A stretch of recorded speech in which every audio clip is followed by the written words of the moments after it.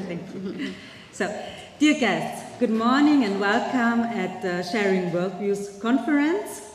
It is an honor to have an international group of experts here in Vienna to explore, to discuss and to share perspectives on learning and encounter for common values in diversity.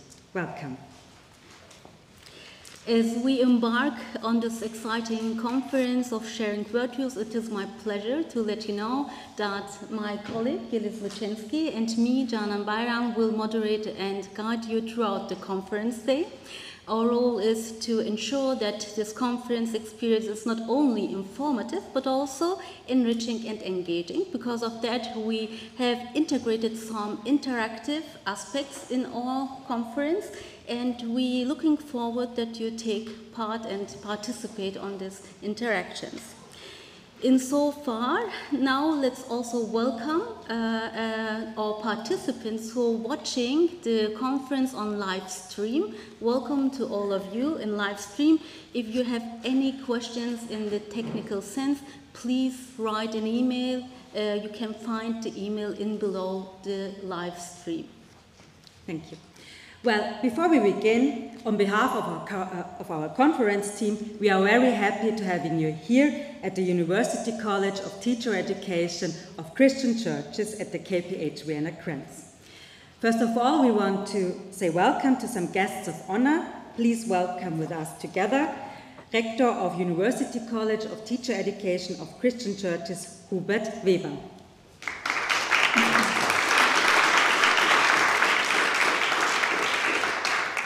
Please welcome Vice Rector of the University College of Teacher Education of Christian Churches, Andreas Weisenbeck. He's not here. Oh, not yet. Maybe later. Vice Rector of University College of Teacher Education of Christian Churches, Jennifer Jakob.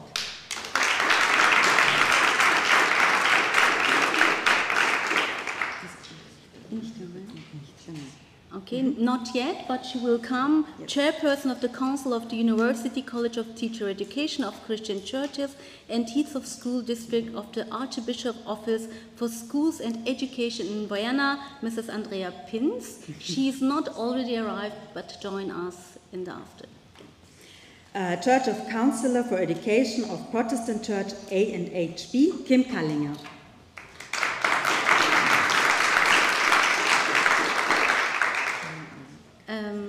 Head of School District of the Islamic Religious Community in Austria, Mrs. Kala Amina Bagajati, unfortunately also not here in the morning, but she will also join us during the day. Head of School District of the Free Churches in Austria, Armin Wunderli.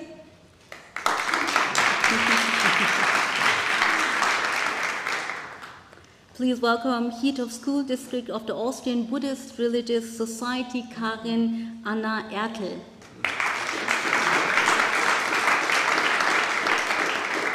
Vice Rector of the Private University of Education, Diocese of Linz, Johanna Fischer.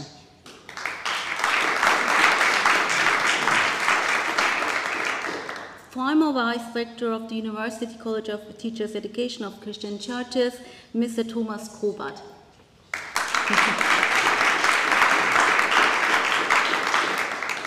And member of the Jewish community in Austria, Avi Blumenfeld, he will join us later. Okay, thank you. Last but not least, we are welcome all representatives and specialist inspectors from different denominations and religions throughout Austria. Welcome to all of you.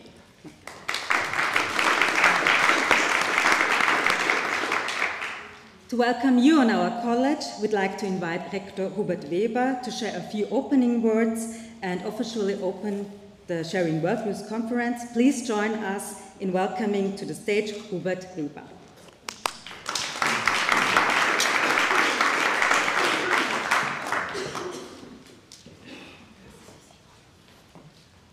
Thank you very much, Jelis and Canan.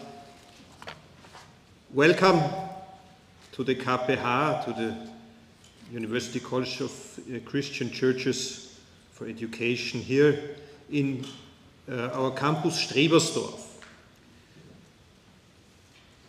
With some of you I had the opportunity to come together on Monday evening, and we shared our views on these days, and we're very proud to have you here.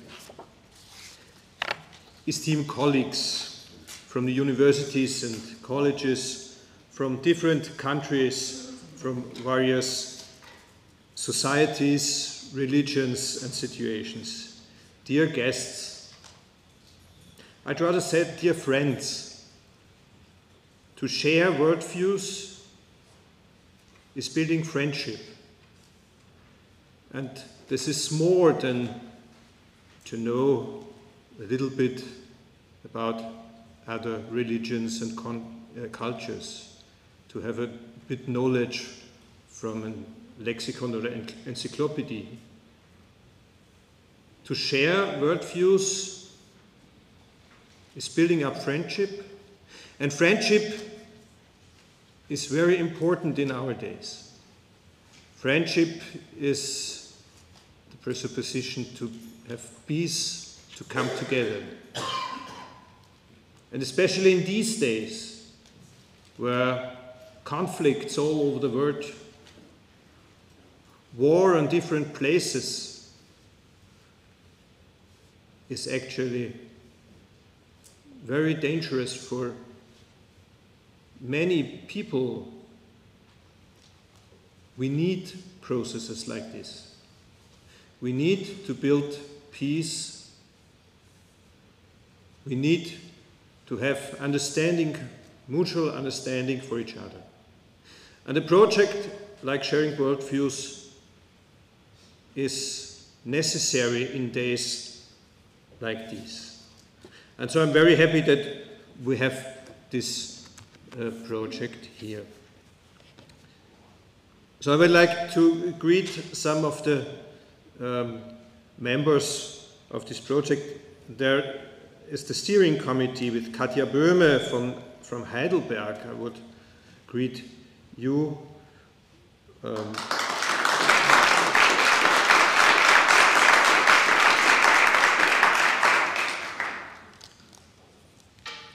So now it's too small, the letters. Muala Selçuk from Ankara.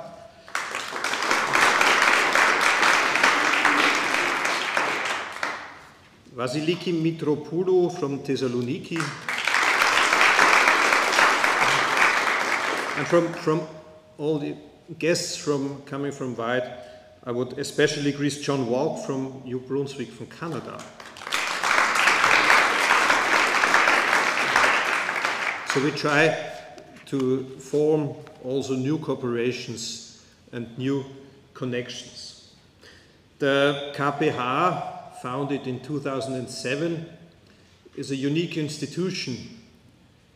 It's a university college, it's a pedagogical university to form teachers, founded by Christian churches in an ecumenical way.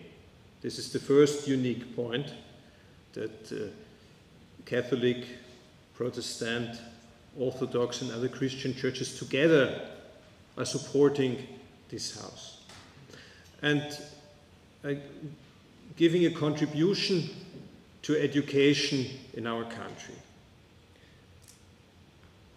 But I thought it is not enough. We have also to take cooperation with other religions. So we have cooperation, and you heard from the guests, with the Jewish community, the Islamic community, the Alevitic, and the Buddhistic community in Austria. We are offering programs for religious education, 8 different programs, and we are reaching 13 communities with these programs. And this is programmatic for our house to bring different communities together.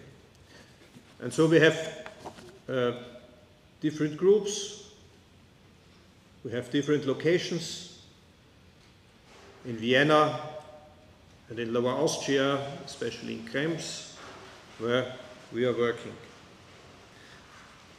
And this is everyday cooperation, everyday communication.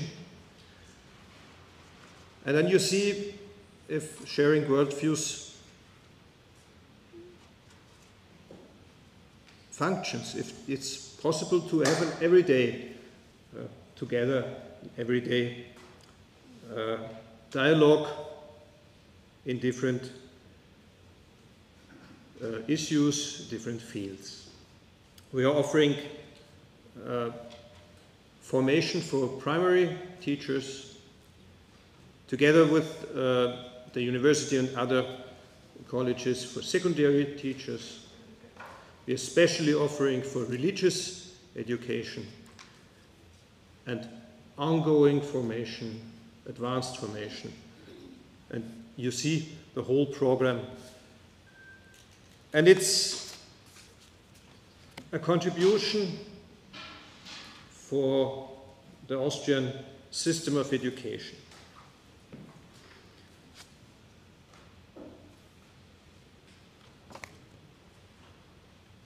The KPH is an institution with high experience and practice in interreligious and intercultural dialogue.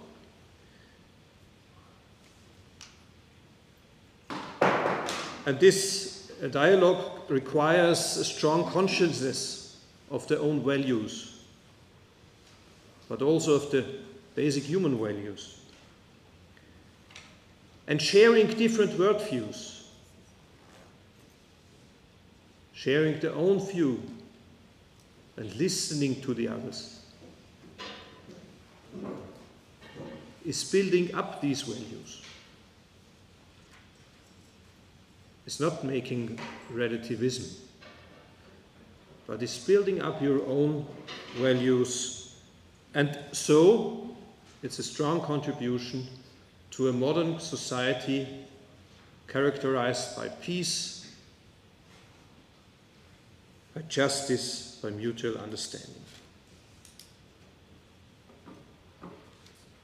And this is what you're doing, this is what we are doing.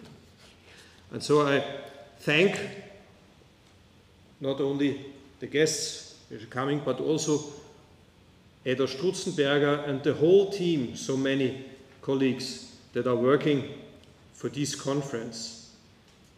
And I wish you a wonderful day, wonderful, interesting speeches, meetings, and all together. Thank you.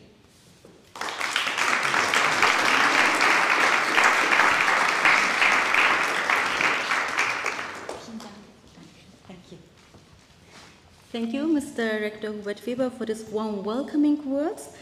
Now, dear participants, we are getting here to explore plural worldviews, to speak about it, and let's take a moment to appreciate this plurality. Join us in an interactive exercise where we try to explore the plurality in this conference room. This is how it works. We would like to start with a simple statement, and we beg you to react to the statement by standing up if it is applied to you. So, are you ready? Yeah? Good. The first statement is, please stand up if you come from an Austrian city other than Vienna. Ah, oh.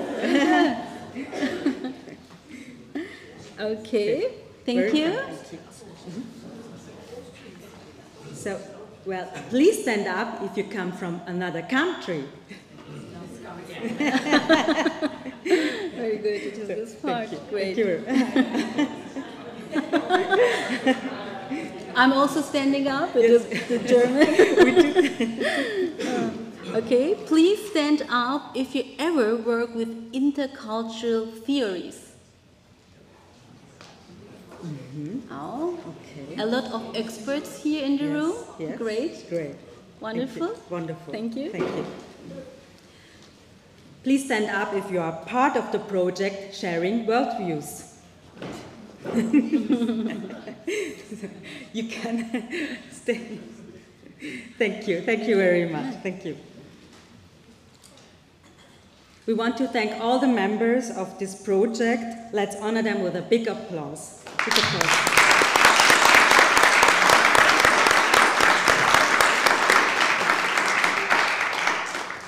Thank you for your active participation. Now it's time to take a moment to appreciate the universal language of music. Please join us in welcoming on the stage our musical performers for today, our dear colleagues, Avi Blumenfeld, Richard Pirold, and Gernot Galeb-Stanzel.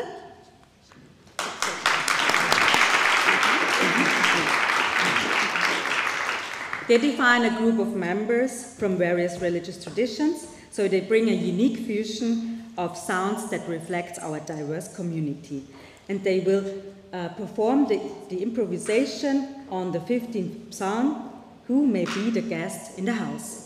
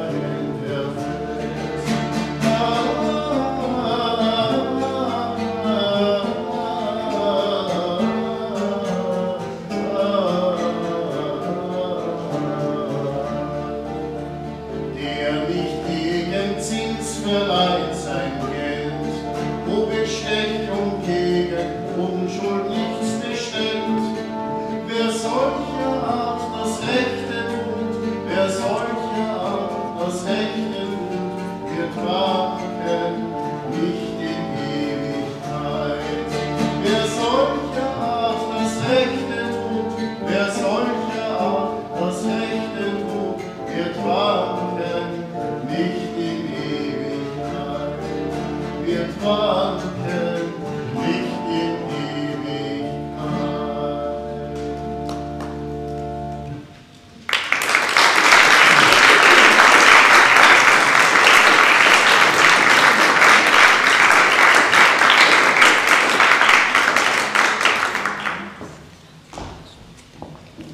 Thank you so much for this very kind soul treat, dear participants. Now it is with great excitement that we turn our attention to the three women behind this project, Sharing Worldviews.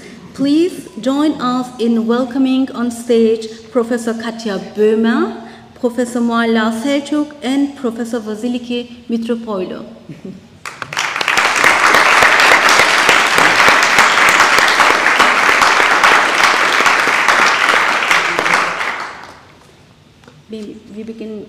Maybe we start with a little curriculum vitae of you, and then you can come to the stage. Is it okay? Mm-hmm. Yeah. Okay. Katja Böhmer is Professor for Catholic Theology and Religious Education at the Heidelberg University of Education. She's an expert in the areas of interreligious learning, sacred space education, and theology of spirituality. Katja Böhmer studied in Freiburg and Munich and also in Weingarten. At the same time, she worked as a teacher.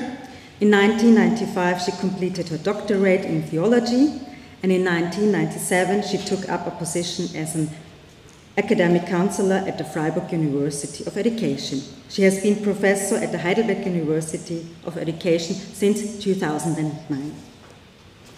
Professor Mualla Selçuk is currently a research professor in the field of religious education at the Ankara University Department of Philosophy and Religious Sciences.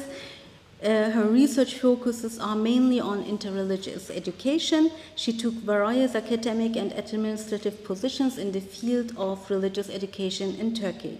She is General Director of Religious Education in the Ministry of National Education, Dean of the Divinity Faculty at Ankara University, and a member of High Board in Presidency of Religious Affairs on Turkey.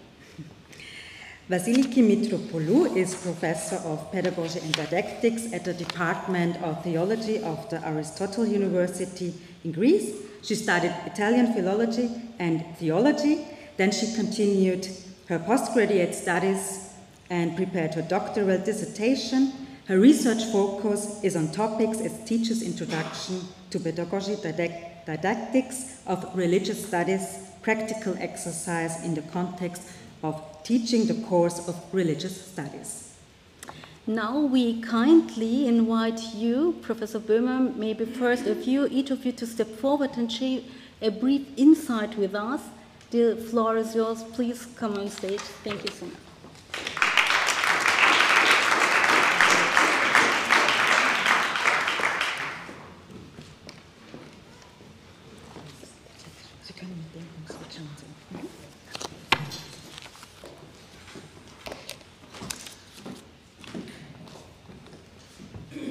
Ladies and gentlemen, my dear colleagues from Ankara and Thessaloniki, Vasiliki Mitropoulou and Mualla Selçuk, and I are delighted to present our project Sharing Worldviews, Learning and Encounter for Common Values in Diversity. How did it all start?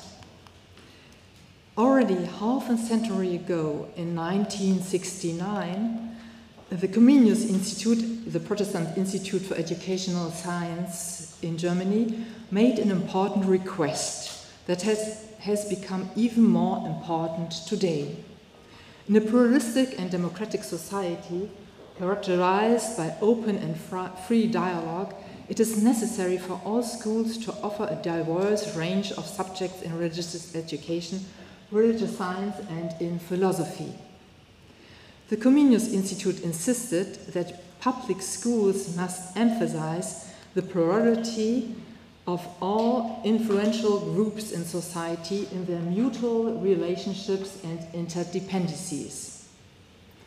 And the Institute required that these different worldviews of a society should also enter into an encounter as part of a democratic education. In 1998, both the Protestant Church and the Catholic Church in Berlin embraced this proposal. This concept was intended to be implemented in all types of schools, as it is urgent today in light of any discrimination as anti-Semitism and Islamophobia. The aim of cooperation between the value-orientated subjects like philosophy, ethics, or religious education should be to reflect on different fundamental beliefs and worldviews, religious and confessions, faith and atheism. Even the Humanist Union, which is critical of religion, should be allowed to offer its own lessons at schools, on the condition that they cooperate twice a year with the subject areas of religious education and philosophy on a common topic. Pupils should practice dialogue and bring different worldviews into conversation by learning an encounter. Unfortunately, the concept was not put into practice in Berlin, but was first realized 2002 and 2003 under my leadership at a school in Freiburg. In 2011, this model, developed for schools, was adapted for training teacher students at the University of Education Heidelberg in cooperation with the University of Education Karlsruhe and in cooperation with the University of Jewish Studies, also in Heidelberg. The University of Education Freiburg has also adopted this concept into teacher training. Due to the corona pandemic 2020, the concept took place online for the first time. Students from 3 German universities and their different study subject areas met online to discuss on narrative traditions and narrativity. The summer semester 2021 was the first time that learning an encounter took place internationally. These 3 mentioned German in university were joined by the University of Education Vienna Krems, the KPH Vienna Krems, and the Aristotle University of Thessaloniki. Students from philosophy and the study subject areas of Jewish, Islamic, Catholic, Protestant, and Orthodox theology discussed online in video tools on the topic "Show me your holy places." The foundation stone has been laid for an Erasmus Plus project. Thomas Krobert, the former vice-rector of the KPH Vienna Krems, first came up with this idea. 2 other universities from Turkey joined us, the University of Ankara and Eskişehir Osman Gazi University, and we started in November 2021 with an opening event held at Heidelberg. And these are the partners of the Erasmus project. The University of Education Heidelberg leads the project and is coordinated by our former rector Hans-Werner Hunecke. Thank you very much.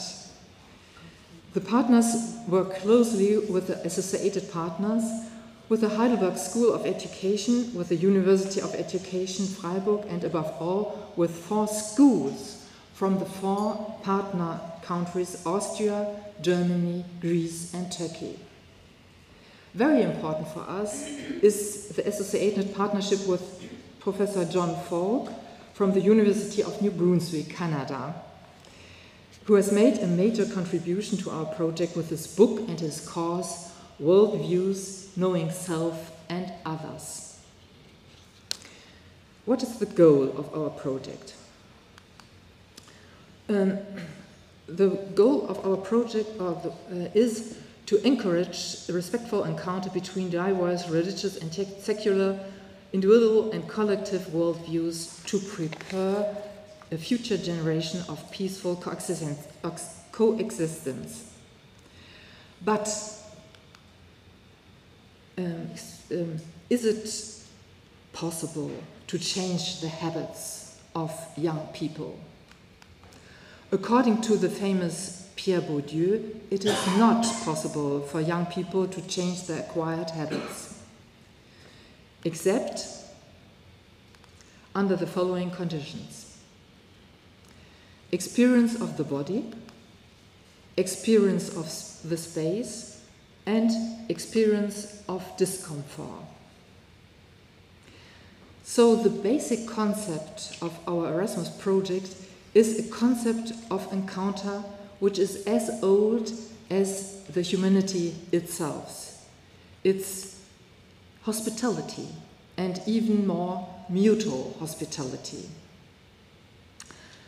Mutual hospitality enables experience of the body, respectful interaction, changing the perspective, abandoning truth claims in hospitality, making spatial experience and leaving behind prejudices, respecting each other's private space, mutual ethical obligations, and, as the golden rule, and recognizing discomfort through encounter as a learning occasion, and taking a reflexive distance to oneself and to the others. But how mutual hospitality could be practiced in schools? Excuse me. For mutual hospitality, a four-phase concept has proven to be successful in schools from the beginning of primary school on, and also in the international teacher education. I will show you the didactic concept of four phases. The four phases are differentiated as follows. The cooperation must be planned with the subject areas that are available at a school, at a local school, or at a local university, or online, as we did. These can be less than this subject mentioned here. These can be also other subject areas. The first phase is the preparation of a common topic from one's own subject area, which has been agreed upon beforehand by all responsibles for the subject areas. The preparation is now followed by a day of encounter, with two further phases which take place either on site at the school or in university, in personal encounters between pupils or students, or in international and digital encounters online. In the phase 2 here, the pupils or students of the participating subject areas present a common topic to each other in mixed small groups, either, as I said, on site or online, in prepared stations or in breakout rooms. From their own perspectives or from the perspective of the subject area, they present the topic. The third phase is a presentation, because the pupil or students share their different perspectives and views on the topic in the small group. And then the small group go to the next, the small groups go to the next station. The fourth phase is the reflection phase. This can also take place in their own subject, and participants reflect what they gain in knowledge on the gain of other perspectives or on the quality of their dialogue. In this way, their dialogue skills improved.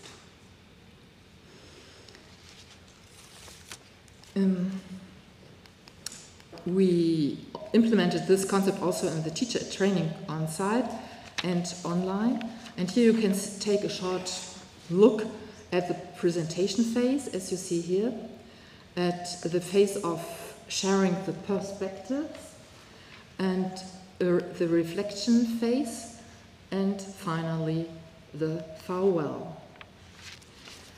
But the concept of sharing worldviews lives also through a spiral approach. It requires only one study day in the school or academic year for the four phases of preparation, presentation, and discussion and reflection in one study day or one encounter day. If only one study day is held per school year or per academic year, pupils and students become more capable of living in a mutual recognition of religiously and ideologically diverse, religiously and ideologically diverse society. I would like just to show you very short that the concept also realize the 7 rules of learning of the OCD. You can have a look here. For example, the learners are at the center and so on. And I would like to offer you a small look, a short look at our platform and the project results. This is, we offer our experience and our concept for schools, you can see here. Jenny Kornick from Karlsruhe and Aybise Tosun-Süvüt from Eskişehir University have designed a guidance for teachers and teacher materials. We offer our concept for universities. Lecturers will find a guidance and materials for their own implementation in university, with which Muana Selçuk, Yildiz Kids Abdullah, Shaheen Kids Abdullah, and the Ankara team of Muana Selçuk and Fatima Kavis, I can't see her, have created. We offer an additional qualification for students and teachers. Dorothee Schlenke from Freiburg, Edda Strutzenberg-Reiter from the KPH Vienna, and me from Heidelberg work together on this. And Vasiliki Mitropoulou were responsible for evaluating the project. You can find all our results on our platform Sharing Worldviews, which Manfred Tetz from the KPH Vienna Krems has technically developed and implemented. Thank you very much.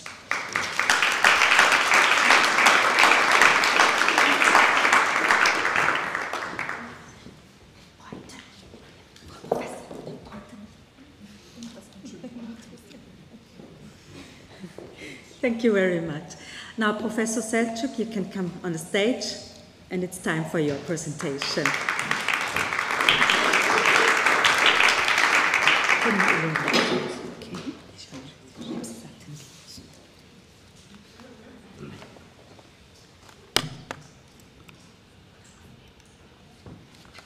Dear scholars, maybe better I say dear friends, as our president addressed us. My presentation will be to give you a taste from the valuable products on the platform which my colleague Katya mentioned. This will be about the study days, small examples from PR3 and PR4, which we received as the outcome of the study days, and some feedbacks from my students about their reasons and about their gains and opportunity from this valuable project. And I have also a surprise at the end, a short video from my students to you. Now, shortly, Professor Katya mentioned about the study days we had in the frame of this project. What are study days? Study days actually, as you see on the screen, the collaboration of the universities or schools, they come together, share a topic, and following the 4-phase model, and then either face-to-face or on digital platform, and then go back to their university and reflect again about what they learned and what they gained.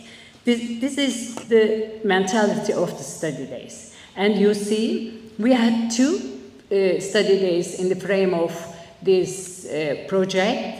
In 2022 on anthropology and vision of a better world.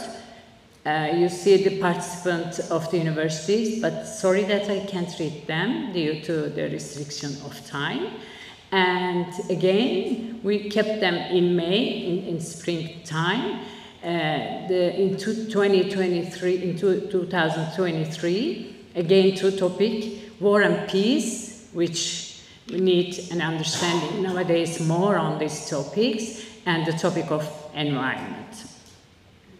And all the participant universities, and also we invited other universities to join us during these study days.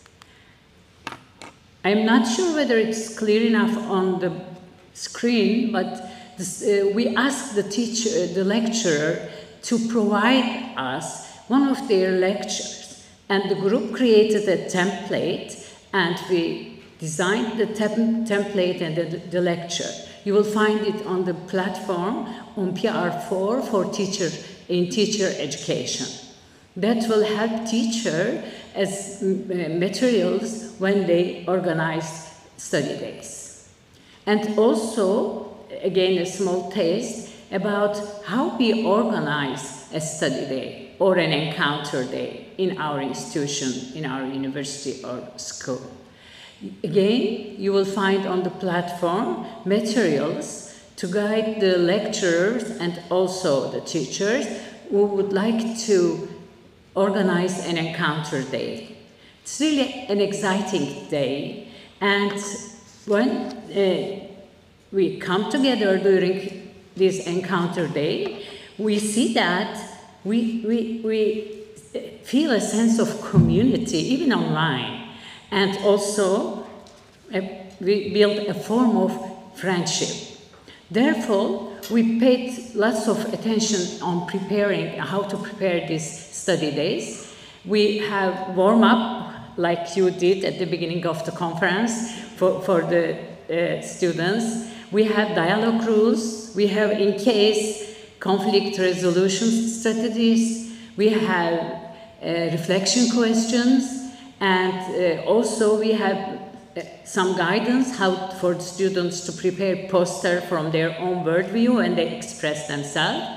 And also a language disclaimer that because when I observed in the preparation of the study day, the students experience fears.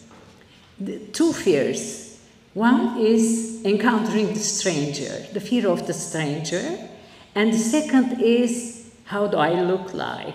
My language, because all of the participants have to have a common language, and the language of the project was English. So they're not native, and they were afraid of their grammar or making mistake. So we prepared a language disclaimer and said, speak English, what you called it, Katja, we said it, I still didn't learn it, lingua franca.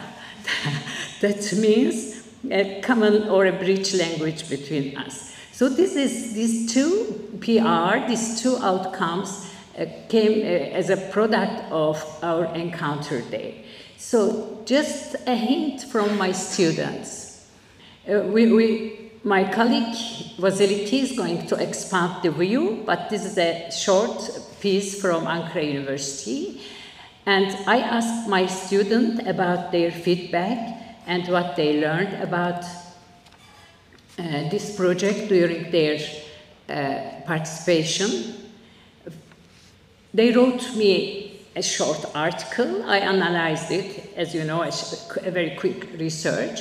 And I saw that the fears was at the beginning, but later they overcome the fears. There are personal development, very, very excited. You can follow these circles. The personal development is so exciting, and all students express, one of them, for example, say that to experience the meaning of the common ground which our professors teach us at our courses. Another student, to practice my own worldview, say, more than one way to see the world. I explored that there is more than one way to explore the world. The students say, I don't confine myself to a single situation, and I started embrace some different views. So also there are some themes on overcoming biases and correcting misunderstanding about the other. One of the students said that, I believe that as we meet and realize our similarity, we can achieve more beauty in the world. So those are the reflections of my student. And one of the most interesting one, it is she, Erba Uçak, said that and referred to an Austrian-German poet, Rainer Maria Rilke, and the poem is, "I live my life in widening circles that reach out across the world. I may not complete this last one, but I will give myself to it." And my student explained that I don't know what Rilke really meant, but I think my attendance in this project provides me with the opportunity to expand my circles beyond the borders towards the others. So I'm sure my colleagues experienced more of this. This is a short view and a short taste from the outcome of the project. I invite you all to go to our platform, which we appreciate our colleague Manfred and his team created a very unique platform for our project. And I would like to thank you also to KPH and the team for your efforts. And I leave you now with the video from my students, which my colleagues Shahin and Yildiz organized. We presented the project at our university, and we gave certificate to our students as a certificate of attendance to study day. So, I would like. I can help. Okay, please. Just to open the window. Okay.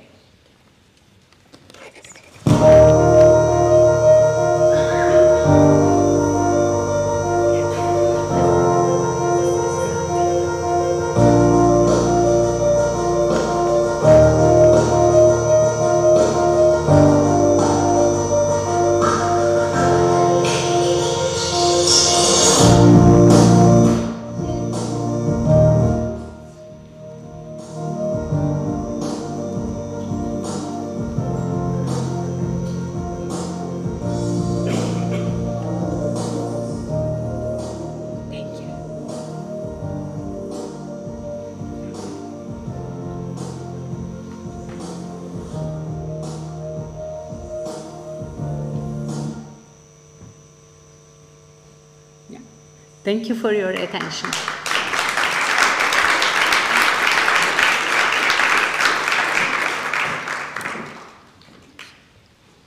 Thank you very much.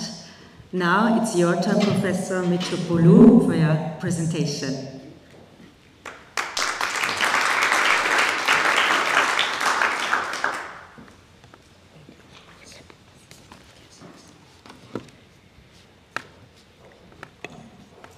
Dear friends, I would say as well from KPH and elsewhere that we are here today, and also my friends and partners of the project that we are. Should I shout more? Okay, so it is our turn now to show the third part, the evaluation package taken by Aristotle University and the team who worked there. A very important part because this evaluation will show also the sustainability for our project. So we had to produce some qualification tools like questionnaires, and there were one part for the higher education institutions and the results, and then for schools. So the first part concerns the two evaluation tools were developed for the sharing worldviews competence scale questionnaire, which given to a control group of students, university students, and a post-assessment evaluation tool with post-encounter day evaluation questions given to the intervention group, that means only to those who participated in the study day. So the tool, you can see, is this one here, and it has 5 dimensions. I should let's not forget that this will be uploaded on the platform. So any of you who would like, after the encounter day, have the give the questionnaires to the pupils or the students, they can give it, download it and give it to them. So the 5 dimensions are openness and spiritual awareness, behavior flexibility, cooperation and inclusion, communication and metacognitive competencies, which is very much important these days. So now you can have a look of how the questionnaire looks like. It's 5 Likert scale, and they just click on the boxes because it was online, but you can give it as well in printed form. The 4 dimensions, and the 5th one, which was measured with Cronbach alpha. So we can see here that there are, all in all, 230 students participated before the encounter day and 141 after the encounter day. The mean age of the participant was 25 years old because we're postgraduate and undergraduate students. And here you can see the specialization of their studies, so how many students come from each theology studies. The results here showed that there is a positive positioning in all 5 dimensions for the Sailing Worldviews intervention groups. And the 4 dimensions of openness, spiritual awareness, behavioral flexibility, cooperation, and inclusion had a statistically significant, more positive stance. So the post-encounter day questionnaire consisted only of 3 dimensions because here we added also 3 open questions like experience gained, suggestions for future improvements, recommendations, and additional comments. And 1 single statement about the willingness to participate again, which also shows exactly like I said, the sustainability for our project. It was observed that as regards the post-encounter day, learning outcomes dimension, relatively high position mean scores were given especially to the statements, the 2 last statements. I exchanged worldviews with other students having different religious, spiritual, or secular backgrounds. And the second one, I gained important knowledge about different worldviews in a interdisciplinary setting. As regards the post-encounter day communication quality dimension, we also got high positive position mean scores, and also at the encounter day overall evaluation questions, the ratings were above 2 in all statements. That means they were very good answers. The second part, the second questionnaire tool, concerns the questionnaires for the school students, evaluation tools. Also, we developed a set of evaluation tools for the assessment and evaluation of the Sharing Worldview Study Program, a shorter Sharing Worldviews competence scale for school students with only 19 set statements because, as we said, we had to take in consideration that they were not university students, that is mature, and it was developed for high school students, secondary education students. Then we have a look at the dimensions we had here. They are openness and spiritual awareness, behavioral flexibility, cooperation, inclusion, and metacognitive competence.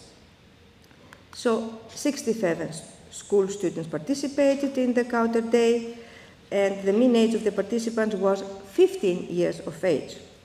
Additionally, I forgot to mention that we had to give a consent form to the parents to sign. So you will find all these materials on the platform, translated in all the 4 languages of the program. So the post-encounter days questionnaire of the school students consisted of 3 dimensions: learning outcomes, communication, quality, and overall evaluation, and a single statement about the willingness to participate again. It was observed that as regards the post-encounter day, the communication quality dimension, the highest, most positive positioning score was given to the statement, I did not face any kind of discrimination. And this is very important because students come together, school students participating and talking, stated that did not face any discrimination. And the fact that of all these positive results, those indicates that there are relative space for improvements in all aspects of the study program, and especially the preparation needed before the encounter day, which we shall see was mentioned by the teachers as well. And this is the communication quality results, also very high, and the overall evaluation. You see the willingness to participate again is also very high. So the third questionnaire tool we developed was for teachers, university teachers, lecturers, and school tutors as well. And it was in English because all teachers had to know English to be able to participate. And that was one of the difficulties they faced. So it was given to a representative number of educators immediately after the encounter day held between the Hayes University and the schools. So this questionnaire tool consisted of 4 parts, 12 closed item statements in 6 Likert scale, and 4 open-ended questions about the difficulties or any issues that are faced during the encounter day, which students' characteristics lead to more or less effective participation in the encounter day, the elements they considered most interested, and suggestions for future improvements in the concept of sharing Worldviews educational program. So the closed statements dealt with issues such as the topic, the schedule, activities implemented, teaching and learning strategies, the interaction among students and between students and educators, the educational material, the digital adaptation of the project, the usefulness of the project in future teaching. And the majority of the answers given on the 6-point agreement scale with a positive direction with above 5 in all items and above 4, meaning a high position, mean positioning of the program. So the difficulties that they stated they found, it was observed that the common difficulty was the language. Okay, language is a barrier indeed.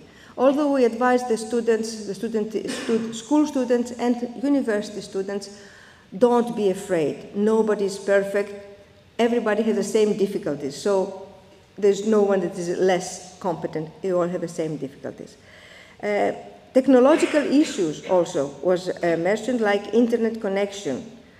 Then both groups of teachers mentioned the students' lack or all the different levels of post-encounter participation, preparation. And student active participation, for example, in the activities, and uninterested students logging in were some of the issues that were taken into consideration. And we have to think about it. Also, an outline of the answers to the questions relative to the effectiveness for the school teachers was, for example, the study program was more effective for those students whose state of sharing worldviews competencies, such as openness, willingness to interact with different worldviews, interest in different cultures, social awareness was higher and retained a more positive stance. For university lecturers, the other thing was have fluent English, those having joined the lectures before, who have some previous teaching experience and practice. The points they considered the most interesting during the encounter day were the interpersonal relation of the students, the visual material, the diversity of people from different backgrounds, they come together and interact with each other quickly, and the discussion with the exchange of each student's worldviews after their presentation. So we see that some of them are common, some are different according to the level of the teachers.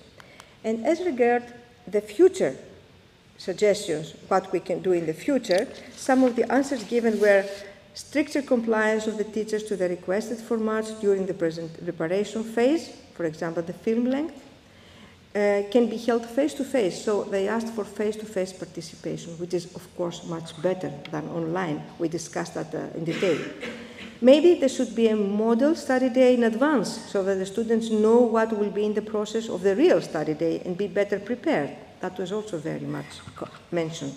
And post the requirement task for students, create a plan for a common sacred place, such as the Mouse of one in Berlin, with discussion about the possibilities and challenges of such a project. All in all, the results are encouraging that our project is in a good way and make us very, interesting and willing to continue it with your help, of course. So thank you on behalf of the steering committee very much for your attention.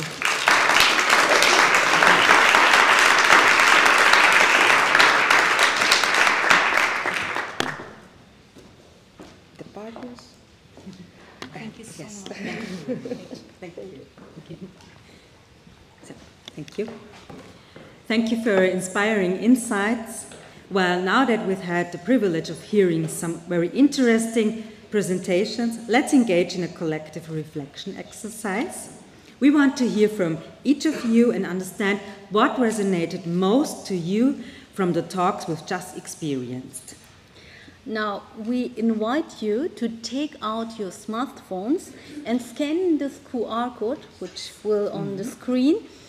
And this code will let you to a platform where you can share your thoughts, your takeaways from these very inspiring presentations. Please write down your thoughts, takeaways in a brief sentence or just words. This exercise is all about exploring the diverse perspectives in this room, so don't hesitate to resonate it. Okay?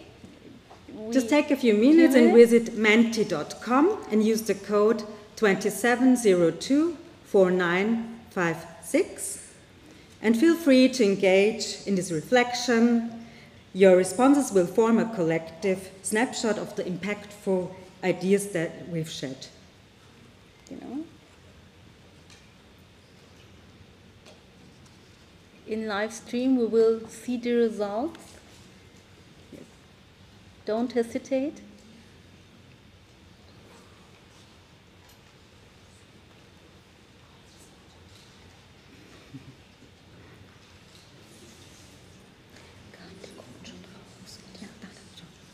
Das ist möglich. Funktioniert sie weil ich bin auf Präsent gegangen.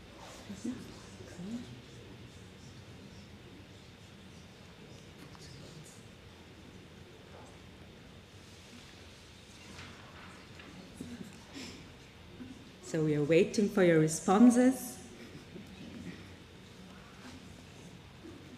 Oh, 3 responses. We have diversity, friendship, didactics of encounter. Yeah. Huge project, yes. Huge, yes.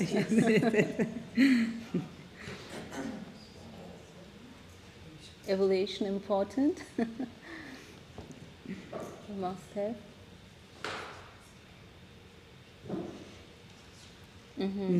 Learning from each other. Together. That's nice. Yeah, that's lovely. Communication. Yeah.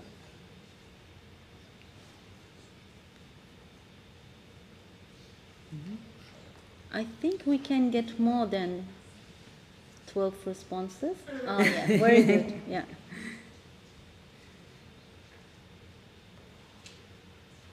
Yeah, but the most response is encounter and diversity. You can see it here. There, the most. Yeah? Okay. Very good. Yeah.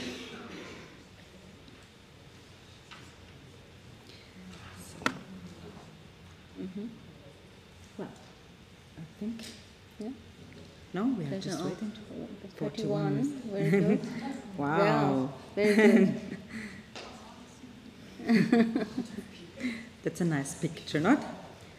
And we think this picture also shows the diversity, also the ideas of the diversity, and complete maybe the end of this project, and shows what stuck with you on ideas and responses to this project. Thank you so much. Yeah. We can also send it to you, so you have this very nice picture with this kind brief responses and ideas and takeaways. Thank you. Thank you very much.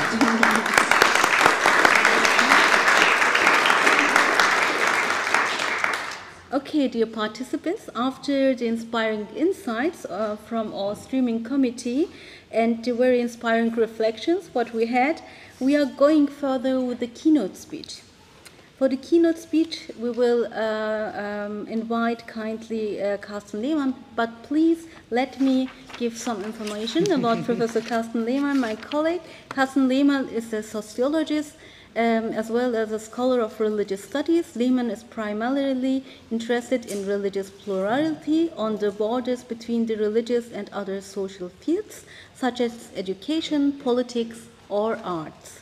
So far, his publications have been dealing with new religious movements, the religious association of immigrants, as well as the role of religiously affiliated actors in international politics.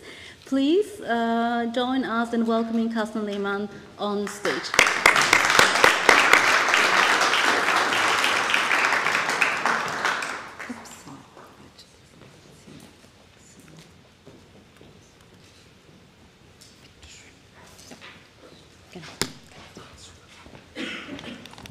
Thank you very much for this very kind introduction. Ladies and gentlemen, dear colleagues from Austria as well as from abroad, as has just been mentioned, my name is Carsten Lehmann. I'm Professor for Interreligiosity here at the KPH. And today I have the privilege as well as the honor to present the keynote for this international conference with the title Religious Pluralization, Global Trend or Regional Development, ? In the previous session, we've already had a number of more or less passing references to the notion of religious plurality. Religious plurality has been introduced as the starting point for much more detailed reflections on the tool of encounter learning in multiple pedagogical settings, at school or at university. Pupils, teachers, professors, and parents are confronted with religious plurality, and encounter learning offers a tool to productively deal with the situation. In my presentation, I intend to have a closer look at the starting point of this argument. I will expand on the notion of religious plurality from the point of view of the academic study of religion, as well as the sociology of religion. And you know, it's always a hazard to invite a sociologist to a conference. I try to speak as comprehensively as possible, but we have problems with that, so please bear that in mind. More practically speaking, I will use the following 25 to maybe 30 minutes to present an argument that consists of three main propositions. I will start with a very straightforward proposition. Every religion is in itself inherently plural. The second part of my argument is more complex. The long history of religious plurality in Austria has contributed to the establishment of a cooperative model of the relationship between religious and political institutions that shapes religious plurality in Austria. And finally, I will argue that this cooperative model is one among many regimes of the relationship between religious and political institutions around the world. In order to present this argument, I have prepared 4 sections. I start with basic reflections on the notion of religion and religious plurality. In the second section, I will characterize the situation of religious plurality here in Austria. So this is more or less for our international colleagues here, and I hope it won't be too boring for the Austrian ones. In the third one, I will add reflections on multiple regimes of religious plurality around the world. And of course, I end with some reflections on potential consequences. In other words, my paper will be like a ride on the Vienna Riesenrad. I will start our journey in the basement, so this will be more or less solid. We will have a stop in the middle, where we'll have a nice view on the city. On the top of the Riesenrad, it will be a little bit lofty and windy, and then we will descend more or less rapidly down to the basement once again. Let's enter the basement with basic reflections on the notion of religious plurality. Of course, every reflection on religion needs to start with at least passing references to the notion of religion itself. Traditionally speaking, scholars of religion differentiate between 3 general approaches to religion. We talk about substantive definitions in the tradition of Edward B. Tyler, William James. These authors have been defining religion with reference to beliefs in God or superhuman beings. Second, we talk about functional definitions in the tradition of Emil Durkheim or Thomas Luckmann. From this point of view, religion is everything that helps to integrate society or to understand the world. And finally, some scholars of religion propose a general deconstruction of the notion of religion itself. In the tradition of Russell T. McCutcheon or Timothy Fitzgerald, they see the very notion of religion as a political concept that is not useful for academic analysis. You all know that these discussions, that these different conceptual approaches are the center of tense debates. I've published myself on these issues, but unfortunately I do not have the time to go into this in any sufficient detail. I'm just referring to those debates in order to state the obvious. Our reflections on religious plurality will lead into very different directions, whether we define religion as the belief in gods or superhuman beings, whether we include football or bluegrass music in our analysis of religion, or whether we argue that religion in itself is an ideological concept that has to be deconstructed. As far as the following considerations are concerned, I will use a rather down-to-earth definition of religion that can be linked to authors such as Clifford Geertz or Burkhard Gladigo. I will approach religion as a specific system of symbols that its adherents see at a certain point in time as undeniable, collectively binding, and authoritatively given. On this basis, I can now make my first argument.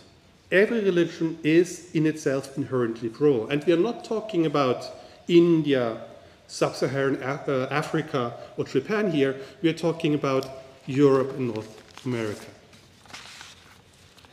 To make this argument, I propose to have a look at the systems of symbols.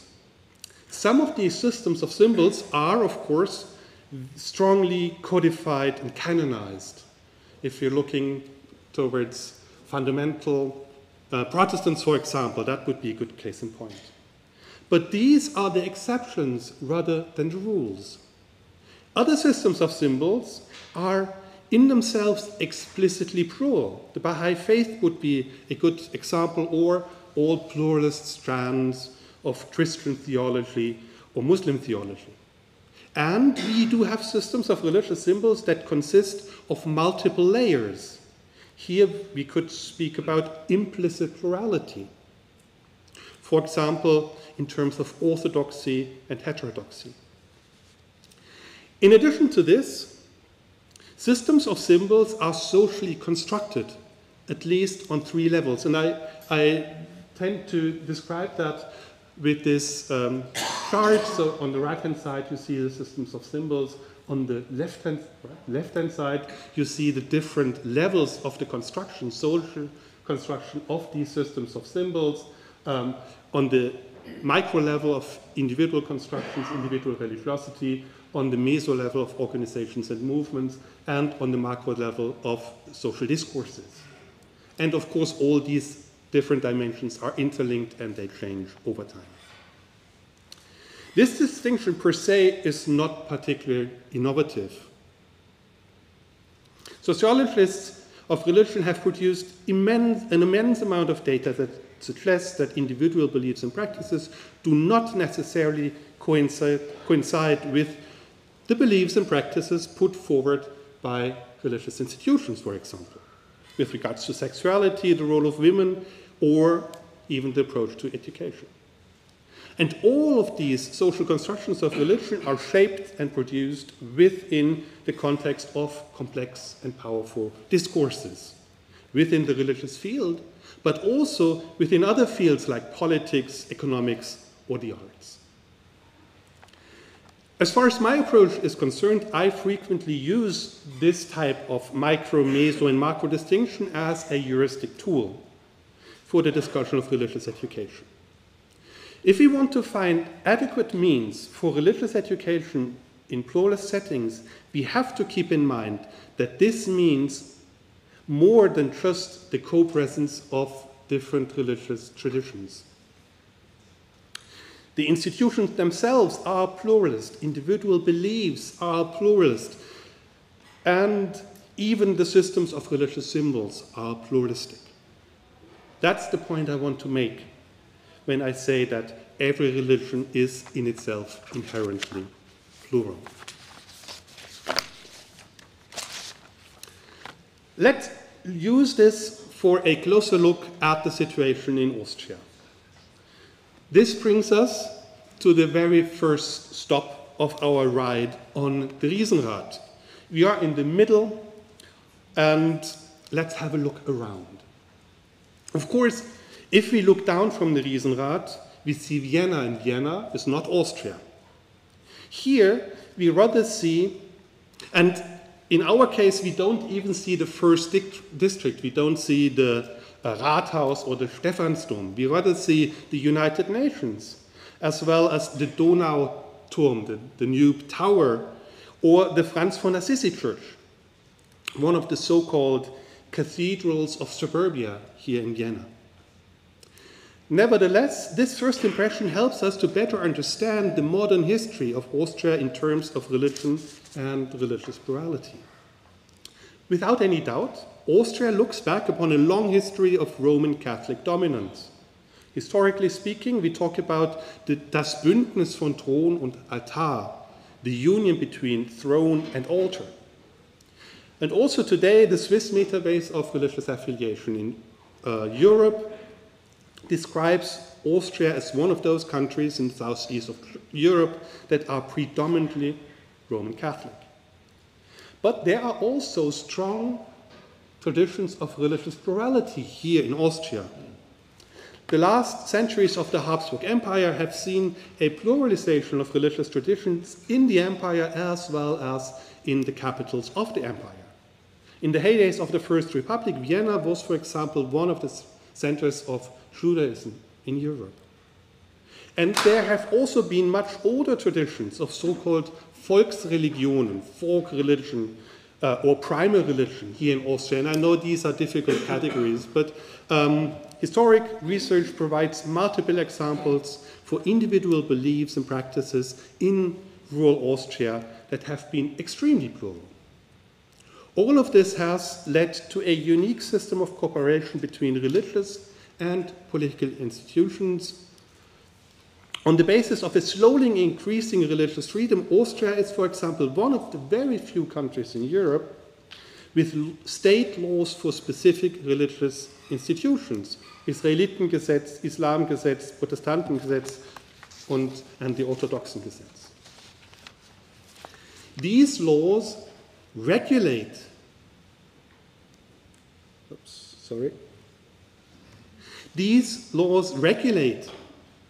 religious institutions, but they also provide specific privileges to these institutions. There is, for example, the status of the rechtlich anerkannte Religionsgemeinschaft, the legally recognized religious community. There are 16 of these legally recognized religious institutions here in Austria, and they all have certain privileges. They hold, for example, a very strong position within the public school system.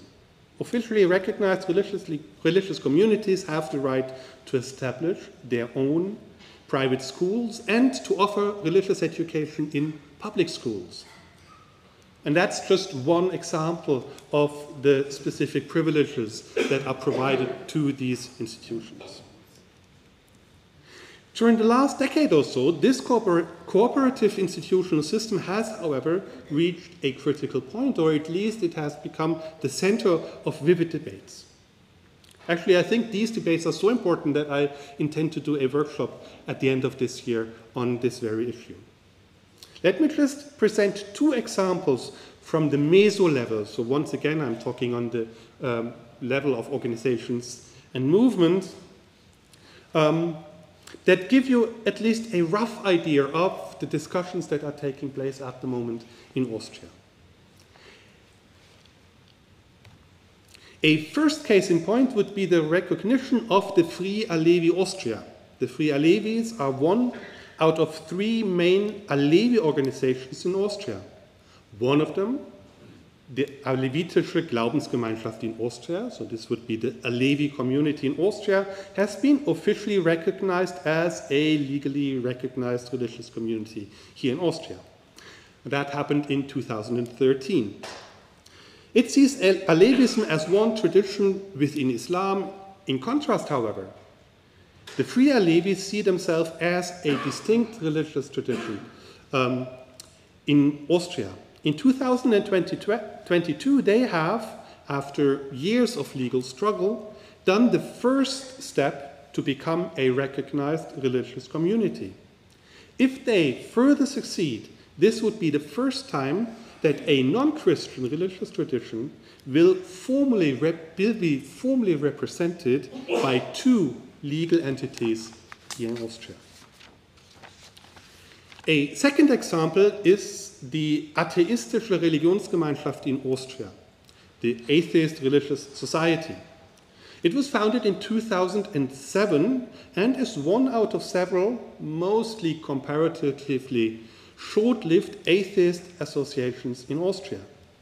Throughout the last few years, the Atheist Society has run a number of more or less successful public campaigns. In 2019, it submitted an application for formal recognition. This application has been unsuccessful, and the society is now planning a lawsuit before the Constitutional Court. If they succeed, this would be the first explicitly atheist organization with the same tasks and privileges as religious organizations here in Austria. Of course, many other things could be said about these things. Due to my time restrictions, I, however, have to stop here. I hope that these examples provide you with a first rough idea on how the long history of religious plurality in Austria has contributed to the establishment of this cooperative model of the relationship between religious and political institutions that shapes religious plurality today. To put it even more to the point, in Austria, religious plurality looks back upon a long history, but the respective institutional arrangements are changing right in front of our eyes. With this observation, we have reached the top of our imaginary ride on the Riesenrad. I will now say a few words on the global situation of religious plurality. As to be expected, this will be rather lofty and windy. It will, however, help us to put the situation in Austria into context and to better understand the complexity of regimes of religious plurality around the world. The previous section has been focusing, as I mentioned before, on the meso and macro level of religious plurality. With this decision, I tried to favor consistency over complexity. Of course, with regards to Austria, I could have given also data on the micro level, so on individual beliefs and practices. I've actually done some projects on that, so if you're interested in that, we can have talk about this in the discussion. On the global level, data on the micro level, on individual beliefs and practices, however, is rather rare. There are three interconnected reasons for that. It is already very challenging to collect resilient data on formal affiliation to religions in specific countries. I've mentioned before the Swiss Metabase on Religious Affiliation in Europe, the SMRE. They have needed several years to collect data on formal affiliation to specific religious institutions in the European countries. Many states do not actively collect data on religious affiliation. Austria is one example for this. And of course, religions have very different concepts of religious affiliation too. As far as data on the micro level is concerned, the Pew Research Center or the Worldviews survey do collect this type of data. In most cases, however, they use, out of good reasons, rather traditional variables to measure religion on the micro level of beliefs and practices. Qualitative research has shown that this type of variables only provide a very rough understanding of religious plurality on the micro level. And finally, international poll research is still focusing on the general developments of religion. And this research produces rather contradictory outcomes. The 2012 study of the Pew Research Center on the global religious landscape, which uses data from 2010 and is one of the kind of hugest empirical research projects on this issue, is still documenting a strong religious presence around the world. 1 year before his death, the late Ronald Inglehart, however, published a book based on Worldviews survey data entitled Religion's Sudden Decline. In this book, he revoked his former hypothesis that religion is increasing on a global scale in favor of a global secularization hypothesis. In other words, data on the micro and meso level of religious plurality around the world do have severe restrictions, and they actually point into even opposite directions. On the meso and macro level of the relationship between political and religious institutions, present-day research is, however, quite certain that we are dealing with very distinct regimes of religious plurality around the world.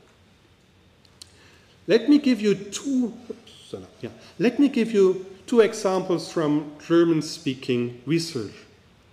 The German political scientist Thomas Mayer in 2018 distinguishes in Europe 3 dominant regimes of the relationship between political and religious institutions. He talks about radical symbolic laicism, for example in France or to a certain degree in Turkey, of active neutrality in Germany or Austria, and of ritual systems of an established church in most Scandinavian countries. And to give you another example, in the introduction to the pertinent 2012 edited volume, Modelle des religiösen Pluralismus, Models of Religious Pluralism, Karl Gabriel, Christian Spies, and Katja Winkler distinguish 5 distinct regimes of religious plurality around the world. They talk about coexistence, separation, consensus, assimilation, and integration. So as I've said before, this section is unfortunately loftier and airier than the previous ones. That's what happens if you are on the top of the Riesenrad. I should, however, at least have made the point that on a global basis, religious plurality on the meso and macro level is once again highly pluralized. And we have relatively little, or at least very decentralized data on these issues. In other words, the cooperative model in Austria is one among many other regimes of the relationship between religious and political institutions around the world. And this has been my final hypothesis. Let's try to link all of this to the question of religious education. We will now rapidly descend from the top of the Riesenrad back to the basement. So it is time to formulate what the Americans call the takeaway messages. As I said right in the beginning, there are 3 major points that I wanted to highlight in my presentation. I've said them 2 times now. Now you can read them a 3rd time. I hope that's enough. I won't read them once again. If these 3 points are convincing, and of course I hope they are convincing, I think that they can contribute 2 sets of input to our discussions at this conference. First, my suggestions very much support the idea that religious education has to take religious plurality into account. In addition, they suggest that on the micro level, religious plurality is not a new phenomenon. We rather look back on long traditions of religious plurality, on the micro level as well as on the meso level, even in Europe.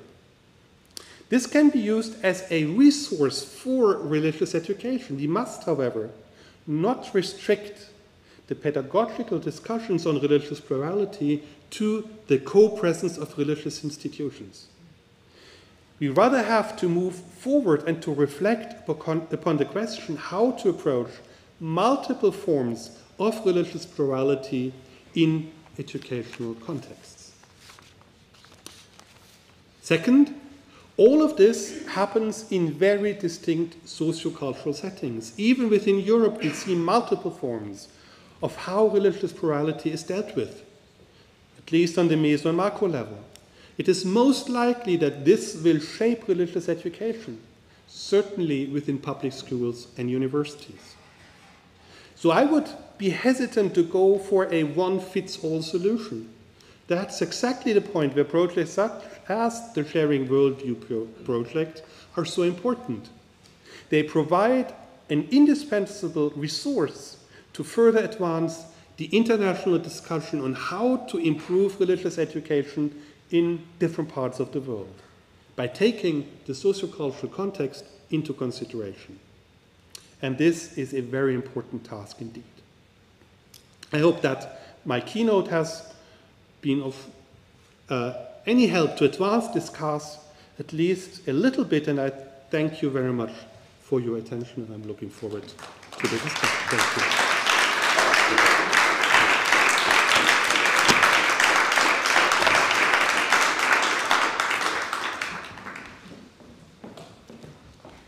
Thank you very much, Professor Lehmann. I know you are a little bit tired and it's a little bit hot in here, but before we dive into a well-deserved coffee break, we have a small request that will help us to capture the essence of our discussions. As you exit the room, we invite you to pick up a card and a pen available near the exit. Our students will help you. During the break, take a moment to reflect on the keynote speech or any general thoughts about our conference today. Write down a key insight, a question, or simply something that resonated to you or with you, and these cards will serve us as a collective reflection of our time together. We will present them about 3:30 afternoon. Thank you. Have a good coffee break. Enjoy. Enjoy. And please return at 11:30. Thank you.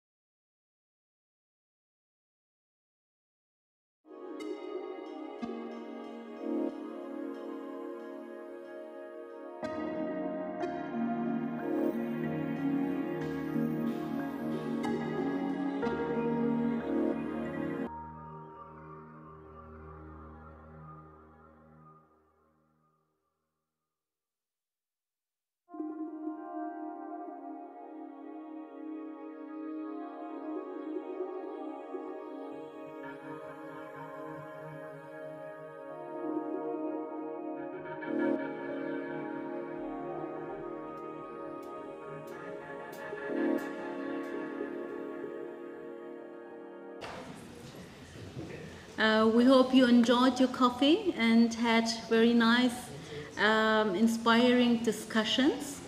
And this part is maybe very well organized, because after these discussions, we want you that these discussions take place here on the stage.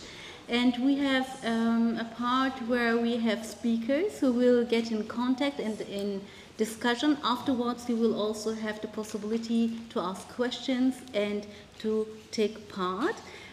For that, we kindly ask our three speakers, Mrs. Elif Medeni and Paul Taman and Kim Kallinger, to come on stage, but please give me just 1 second to introduce you.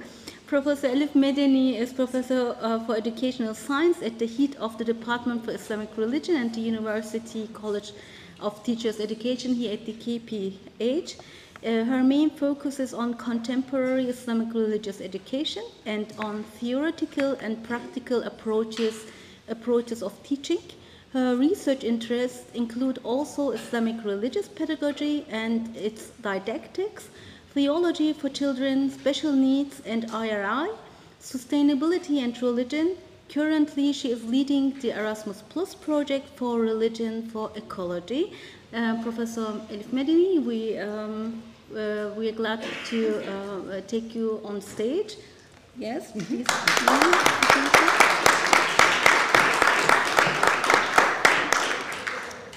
Okay, also please welcome with us Professor Paul Thalmann. Yes, he's Professor of Philosophy and Ethics at KPH Wien Krems and Senior Research Fellow at the Department of Philosophy and the Department of Sport and Human Movement Science at the University of Vienna.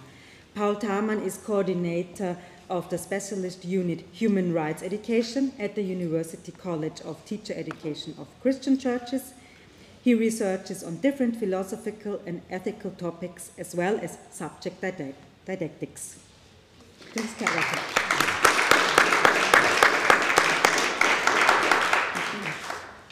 Right, on the program we had invited Professor Shailendra, but unfortunately he is ill. But we are very happy to have Mrs. Kim Kallinger, who will also join us on the stage. Mrs. Kallinger, please welcome her on stage.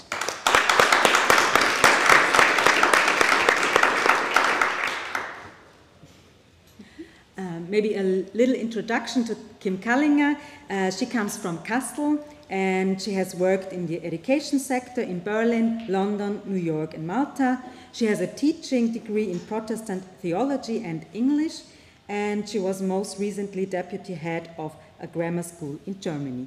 Thank you, and please, the floor is yours. Yes.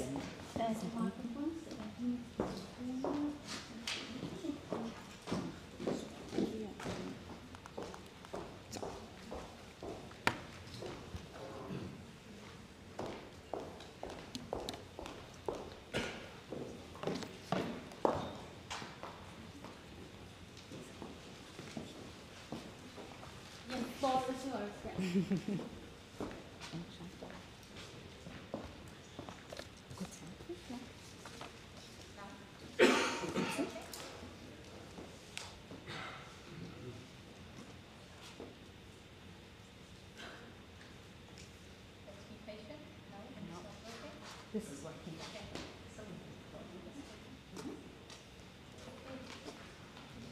Is it working? No, it isn't.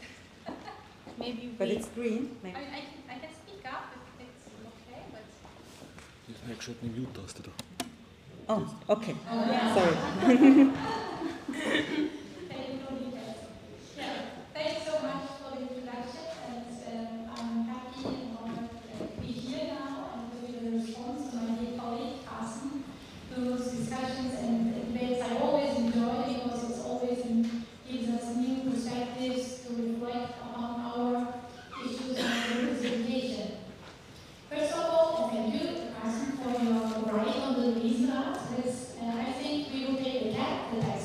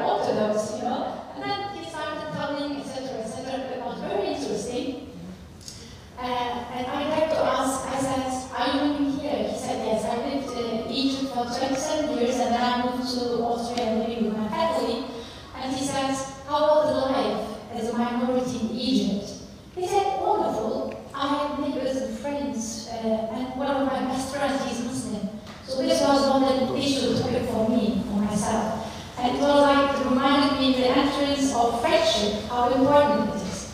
So now this was my beginning of the conference where I wanted to share with you. But again, there I saw what also my colleague raised in terms of religious pluralization.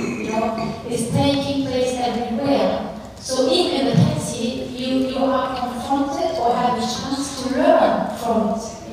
And it was a real learning for me, even though I thought of myself that I'm sensitive and could know, maybe I should, of course, be a Christian, Coptic Christians with an Orthodox background. So that was very interesting. And this raised the question, coming back to the keynote, in terms of we had long years, we had the trend of privatization of religions. Now there is some kind of comeback of religions. And religions are everywhere, they're visible. They're shaping our society, our living.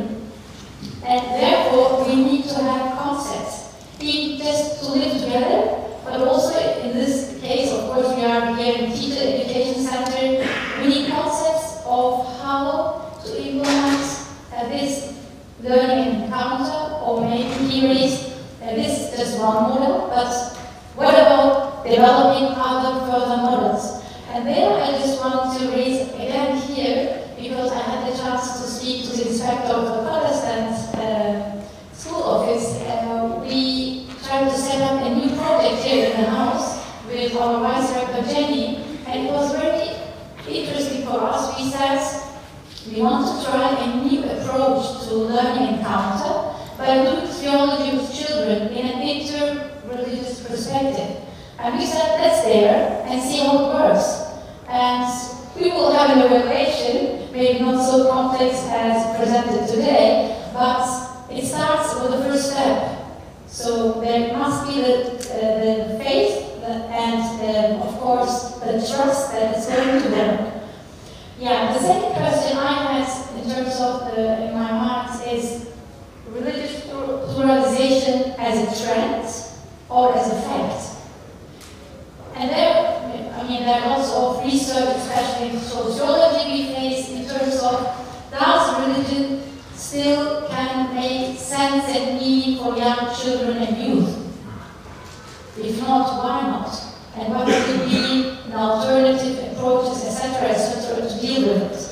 So again, here, is it just a global trend, or is it a real question religions have to ask themselves in terms of can they still address the needs of society, needs of children and youth, etc.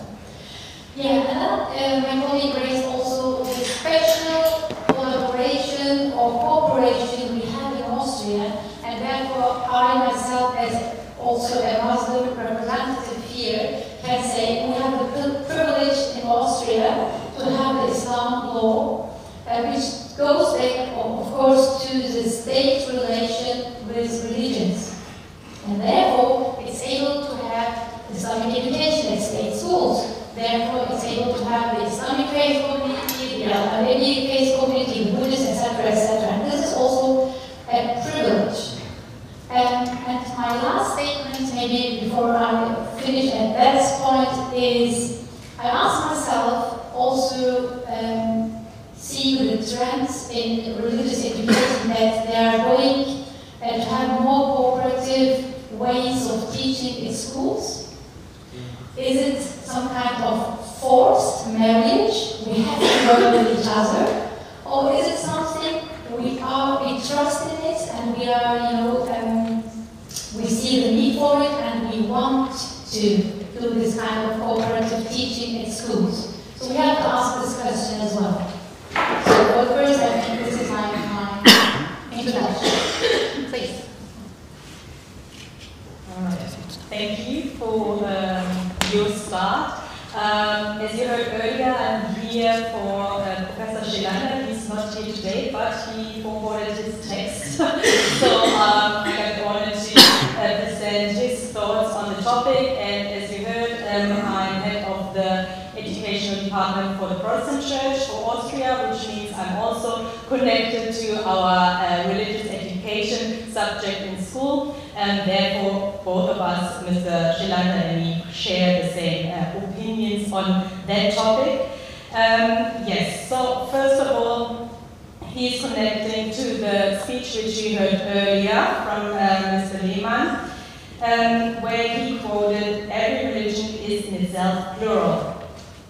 So, Mr. Schlange was part of the teaching experience and showing the complexity of religious plurality, and therefore he said it is important of our instruments we look at this plurality. So, in the classroom, the teacher asked, "Which religion do you belong to?" And 2 students answered, "None." So the teacher notices, okay, no connection to religion. But after a while, the students tell about their mixed families, where they're coming from, and one of them tells the teacher that they are Jewish and Christian in one family. And in Austria, the school system does not have a box where you can click that combination. Therefore, the students decided to put non-religion into the system. So that is when Mr. Shilanda learned that it's important to reflect on the tools we register religion belongings to. This is not only important for the state system, but also for us in our school system. It is very difficult to organize our religious education subjects in school, and this little situation shows that it is a tricky task to organize our religious education here in schools, because sometimes we don't really know where the students belong to and where their connection is. Then the second part, which Mr. Shilanda would like to point out, is that he was part of an interreligious project some years ago here in Vienna, where Muslim, Jewish and Christian students met and worked together on the subject of birth and death. And he learned much about interreligious learning. One learning outcome was that students met not just in their religious plurality in school, but also in other differences.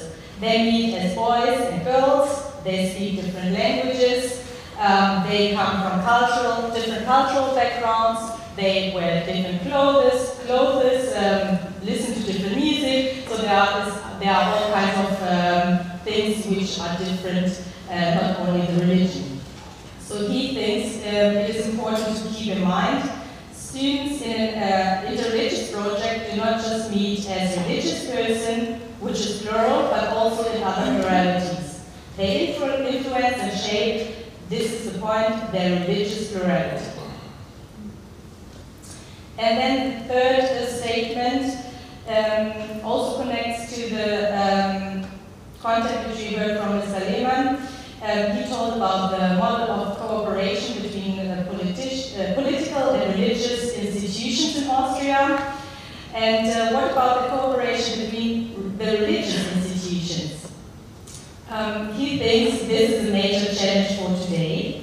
The state doesn't give legal requirements for the different school subjects in religion. How should they meet? Should they cooperate? What is the role of interreligious dialogue? And so on. It is up to the religious institutions. They are responsible for the religious education subject to define their position in this field of interreligious dialogue and encounter. And in his opinion, we need clear guidance and clear guidelines of the religious institutions on this issue. So these are his 3 points, and I would also like to connect to his last statement, because this is where our team, which means we have a school instructor team which is responsible for Protestant religion in Austrian schools. They started a process which started last year on how we can go forward and also start cooperating with other religious communities, other churches. How can we come together in school, maybe not only in our own subject, but also in other opportunities to increase the school community with a religious influence. And this is a very long process which we started just a couple, I think it was last week. We introduced all of our ideas to the head of our church, and it is very interesting what responses we got and how they see this situation and this process. But it is very important for us that we have our own religious educational subjects, but also cooperations around that subject. And another part where I'm responsible for is that we have our own schools. These are private schools, and in these schools we also implemented projects where we have different religions coming together and learning from each other, but maybe later on we can talk about that. So that's it from my part and from Mr. Schiller's part. Thank you.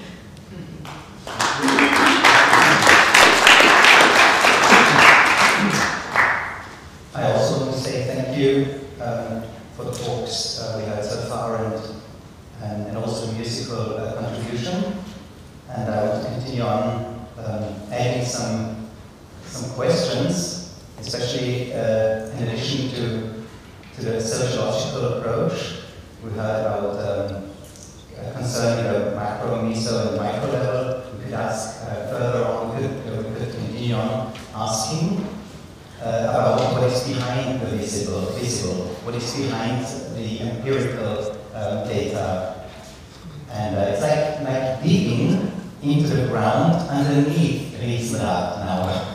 So we've been on top of Riesenrad, we made a circle, a whole bunch of other word games and ideas like this, but now from a philosophical point of view, we could continue on digging and finding out the basics, fundamentals of the whole building. So I could ask, we could approach the question, for instance, about ascription, which means Zuschreibung. It has been addressed already, but something we can again and again think about. What does it mean that there is plurality within religious groups, or plurality within groups in general, or even plurality within people, within individuals, which we heard about as well today. The second thing we could look upon is a question whether it is good to make external approaches, external perspective, or is it sometimes good to apply an internal perspective, to dig into a group, to go inside a group and find out how do they define themselves.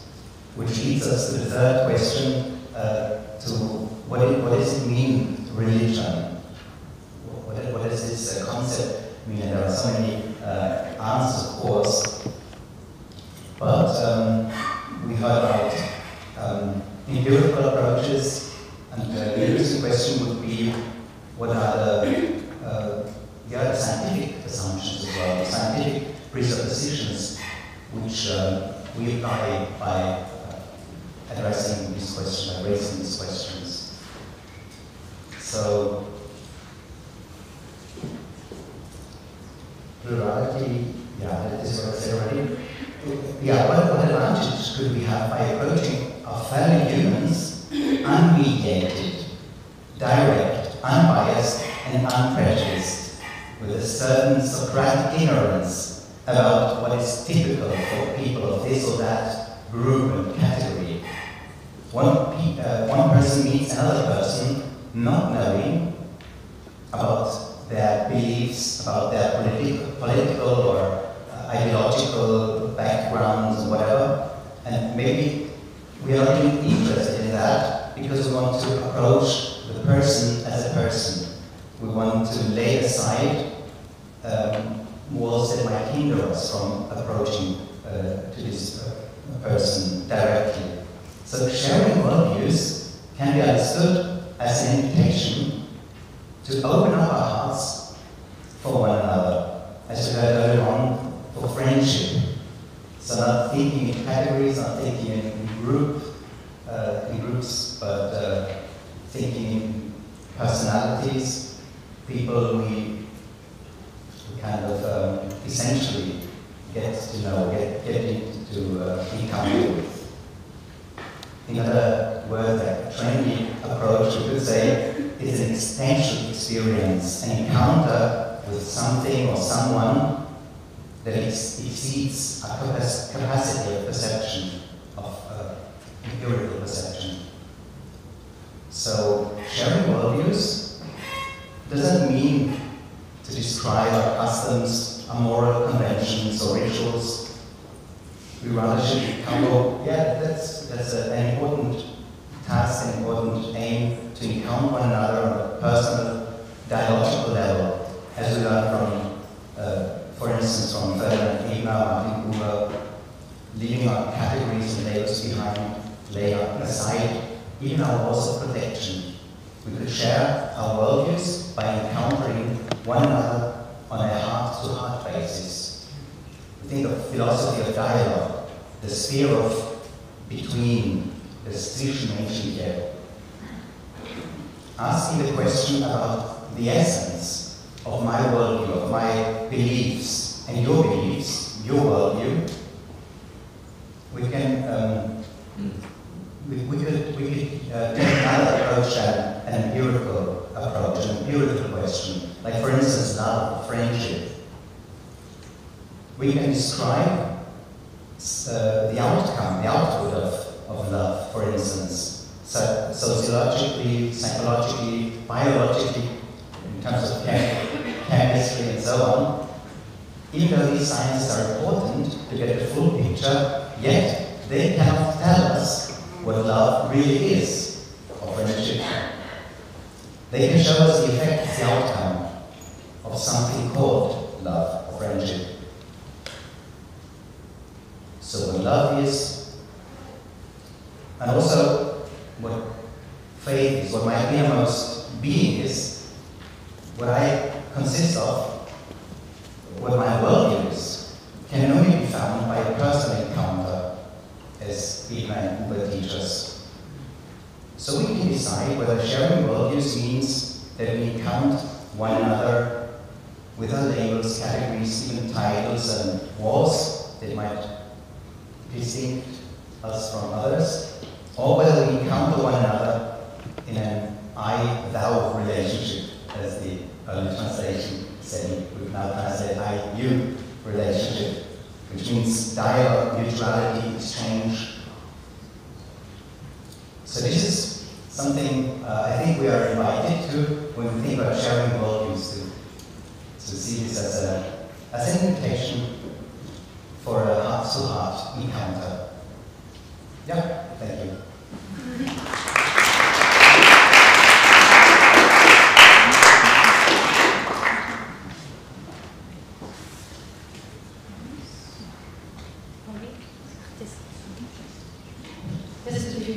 Just to give quick responses, and I think then we are going to enter the whole discussion yet again. I just want to raise two more aspects which evoked in my mind when I listened to you, in terms of, on one hand, this is very valuable, like being able to share your own values from within your religion, within your worldview, etc., etc. But on the other hand, I am a bit not afraid, but what I observe is the kids and the students we have right now are less socialized in their own religion in terms of religious literacy. We observe that their lack of knowledge what their religion is, and they are not familiar with traditions or concepts or authors, important ones within their religion. And this is a big challenge, because first of all you have to be rooted within your tradition and religion to be able to share this tradition and values. And the more you're rooted, balancedly rooted, let's say, the more you are able to open up and to be ready to share and listen to other concepts and religions.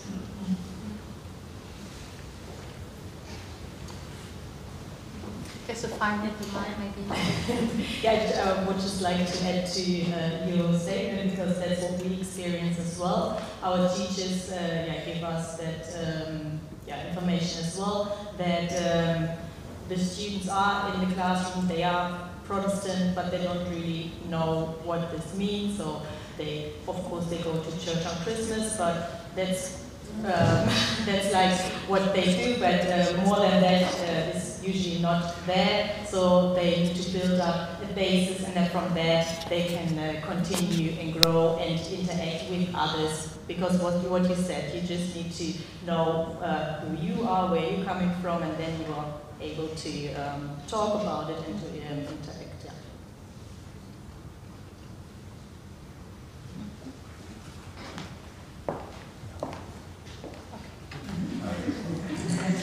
Thank you very much to all speakers, especially to Teilnehmer, who was here for Professor Schellander. Thank you. Please excuse me, I have forgotten to mention that you are Church Council for Education of Protestant Church, because I have forgotten that during the introduction. And now you have the opportunity to have, if you have questions or thoughts, you can share with us your questions or thoughts. And our students will help us with the microphones. They are staying here on the left and the right side. And I will, thank you. Thank you. Floor is open Yes. for questions or for your remarks. With very inspiring insights during the morning.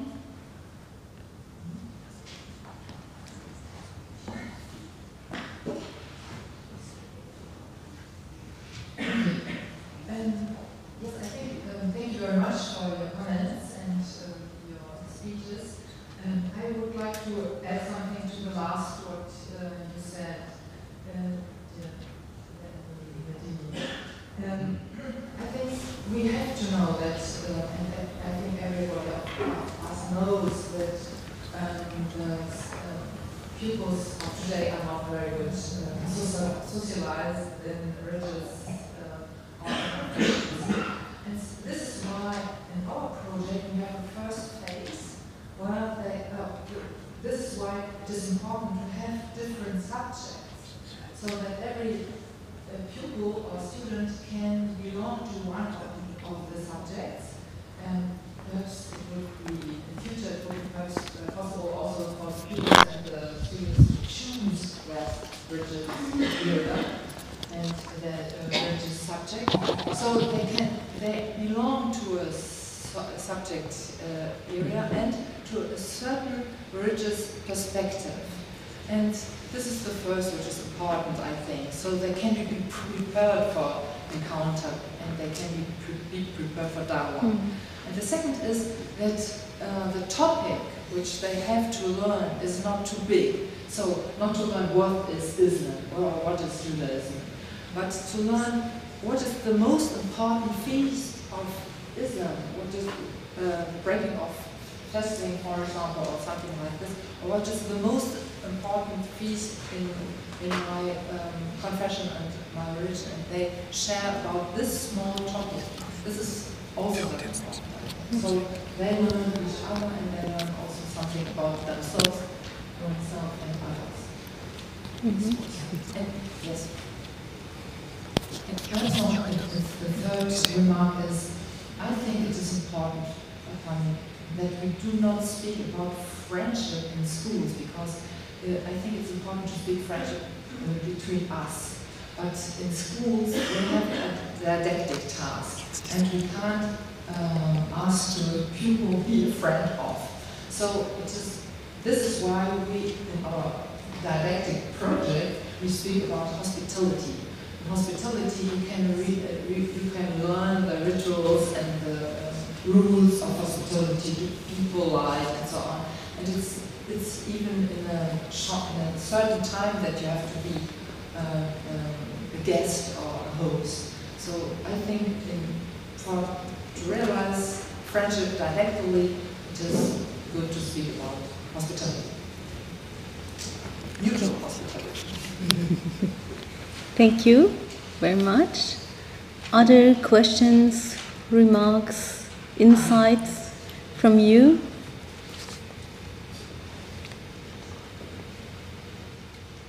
I mean, we had also the keynote speech, and this is also the possibility, maybe dear Carsten also take questions.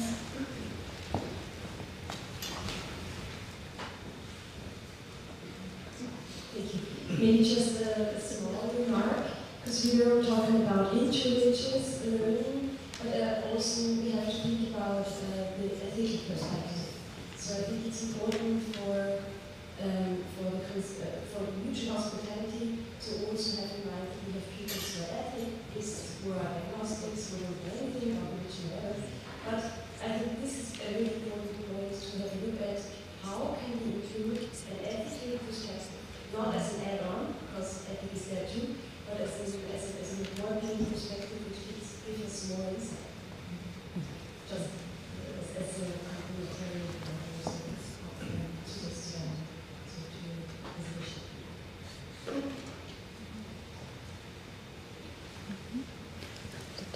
Here.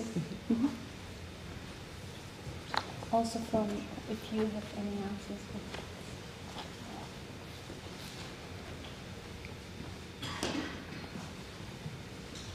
Thank you.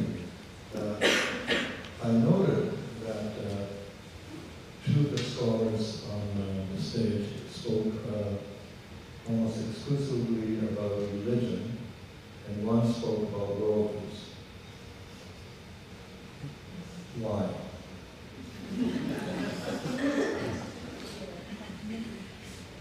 Well, I speak for our church, for the Protestant view, and for the Protestant religious education. But as I also said, we are running a couple of projects to open up the traditional subject, and we are practicing different new ideas. So that's what we are doing right now. But that's why I only spoke about the present religious education.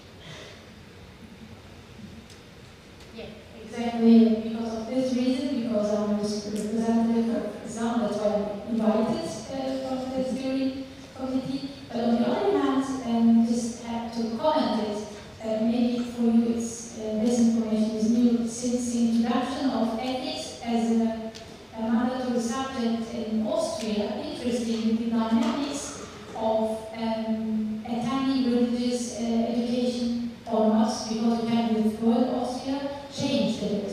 And what we could observe as religious representatives is, interestingly, all of a sudden, all churches and religious communities came together and said, okay, what can we do in terms of how can we strengthen ourselves, you know, the image of religious education in state schools, etc., etc.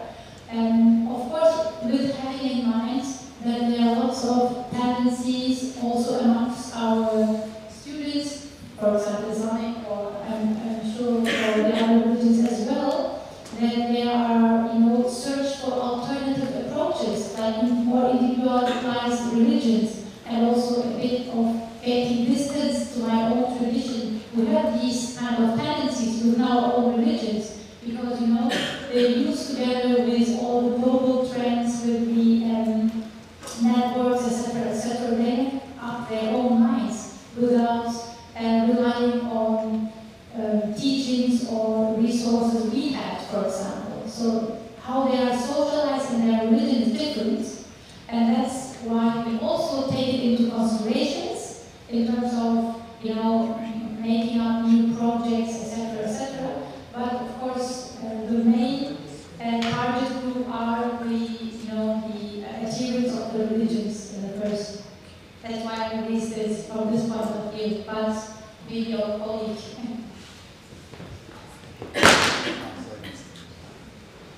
Yeah, so I'll start with a very pragmatic answer.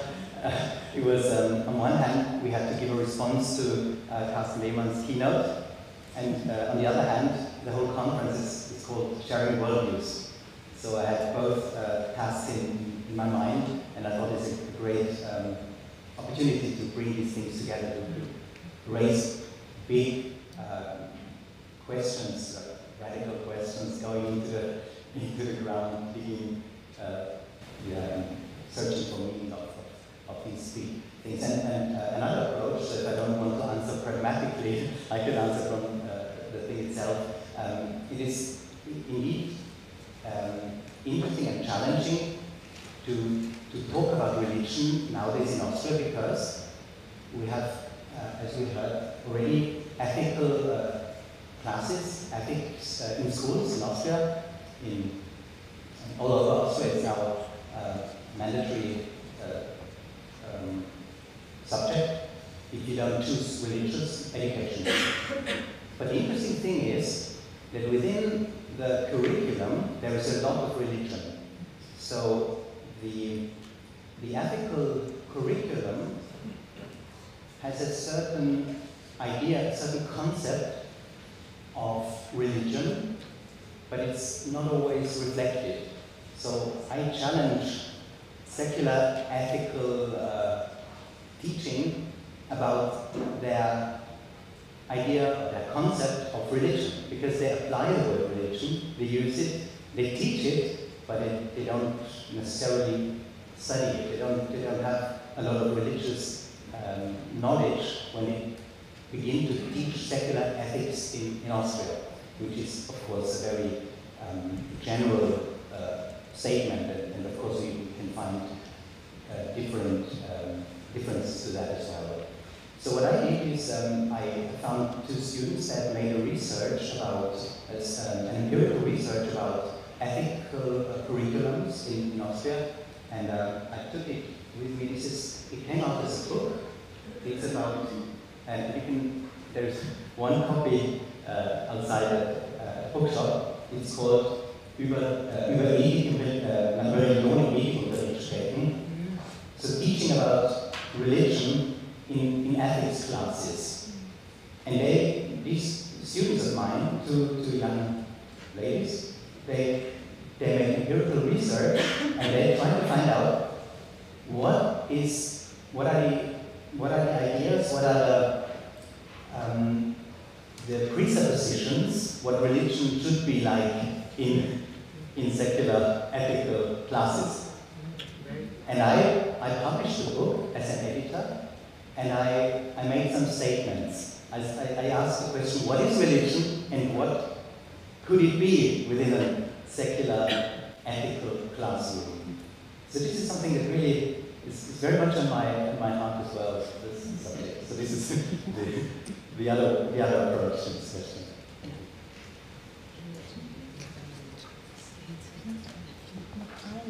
Can I just do a follow-up? I'm glad to hear you say that, because I'm wondering sometimes if there's a confusion, if not a contradiction.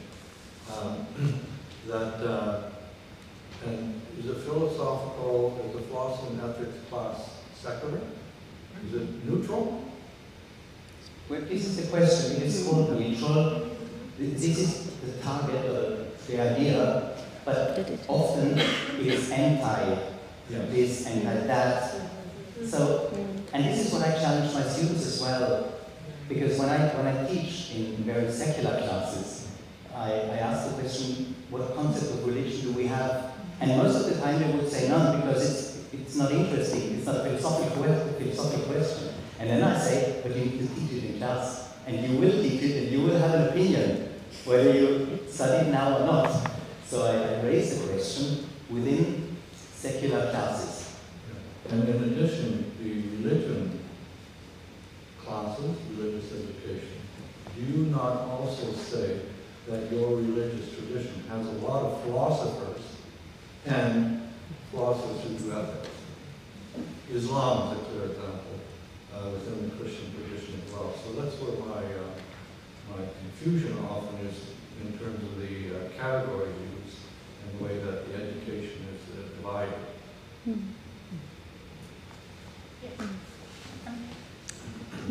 I mean, definitely, the curriculum for Islamic education has sections, especially for secondary schools. They have lots of lessons on philosophy, on the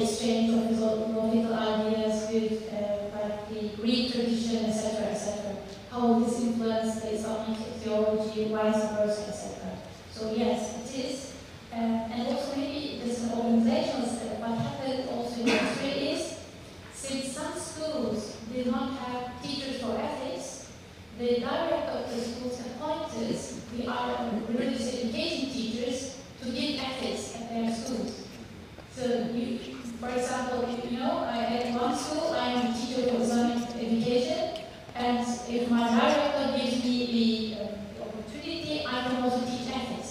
So again, there, how to, you know, differentiate clearly, or how to reach from one subject to the other subject. This is also a chance, but it's a challenge. Thank you so much for this insights and also for the responses. Each of us were very inspiring responses to Carsten Lehmann's keynote speech. We will have to close the round, but ask you, would you like, because you looked in that front, would you like to say something, or? Okay. Okay, thank you. Thank you. Good, thank you so much. Mm-hmm. Okay. So, after a productive morning, it's time for a well-deserved lunch break. Right. The lunch buffet is set up in the hallway. But before we break for lunch, we have a few important announcements. The buffet is set up in the hallway and offering vegan options available for our diverse preferences. There are a variety of options to satisfy your hunger. And just one, I think also, yeah. When you're alone, before, yes. One announcement also, before you go out, please, we kindly are asking the streaming committee and also the speakers to be here for photo shooting. Please be here and we will take a few minutes for a nice picture for remembrance. The other thing is an announcement. You will find the book corner in the hall, and you have seen it. There are very interesting books. We're also very happy to have the book from Professor Böhmer. You can also acquire these books. And then we have also last remembrance. After the lunch, immediately after the lunch, we have the workshops. They will start immediately after our lunch break. And this is a fantastic opportunity to dive deeper into specific topics. And here are the locations for each workshop. Workshop 1 is in the Encounter Learning in University's Lecture Hall 1. Workshop 2, Encounter Learning in Schools, is here in the main hall with a live stream and a big blue button conference. And workshop 3, Additional Qualification, is in the Lecture Hall 2. Lecture Hall 2 is right in opposite of the main hall. No? It's one more. Oh, yeah, it's in front of the library. Thank you. And Lecture Hall 1 is in front of the main hall. Yeah, thank you very much. And so, immediately after the lunch, the workshops, and please return back from the workshops at 13:30. Thank you very much. Thank you. And bon appetit. Bon appetit.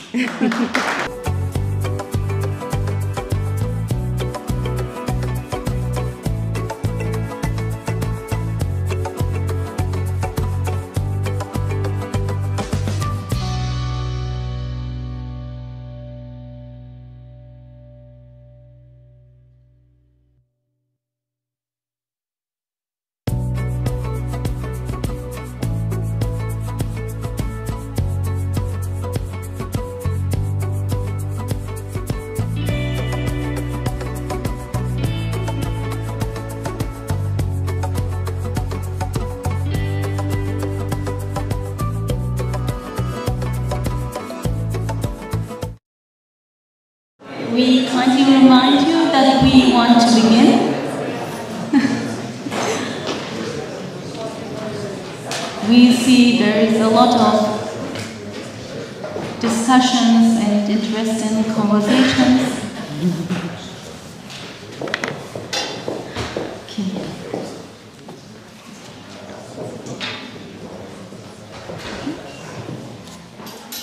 Okay. Welcome back to the main hall. We are very happy and see that there are a lot of conversations, and this is a good sign. As you have concluded your sessions, we would like to invite one person of each group to present a brief summary to the larger audience. And for the summary, you have got 3 minutes. We understand it's very challenging, but we believe you can do it. So let us begin with group 1, yeah, workshop 1. Please share with us your summary. Who will? Who's ready? Group 1 is coming. Group 1 is coming. Workshop 1. Encounter learning in universities. Okay. She's coming. Okay. So maybe we can ask her again, or we can first present the remaining results from workshop 2. Right. Jenny Kornick, maybe you can. We are here. We can. Okay. Wonderful. Fine. You have the microphone? Yeah. Hi, we are working workshop 2 encounter learning in schools. We have designed a workshop that our participants can create their own lesson plans and materials actually.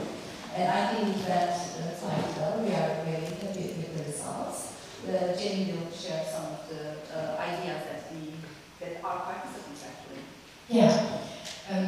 The task was to define a theme in the first step, and this was the most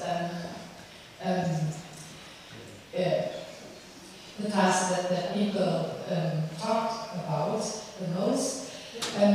Took the most time to define a theme, and it was very interesting to watch what they chose. First group chose solidarity as a theme, and they came into discussion about the different aspects of it, different religious and worldview sides of it, perspectives, and we talk about solidarity with humans, animals, and nature, and it was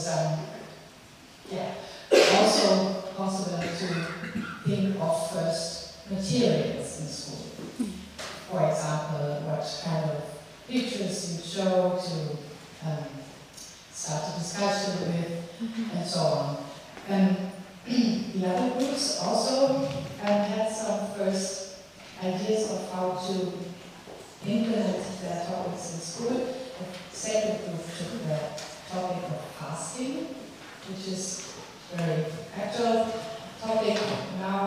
There's different traditions of the different worldviews were discussed and explained to each other, because the groups were mixed and everyone had to tell a lot, so the other ones would at least know. And they thought of creating a calendar together in school. So this was the first step. And the third group talked about sadness, which I found also very interesting, because it's a topic that exists mainly in a secular society, and so was the access to this topic. They talked about coping strategies from also psychotherapist practice, but also about biblical texts. So we had a lot of ideas and a lot of getting to know the people. Great. Great. Thank you. Thank you very much.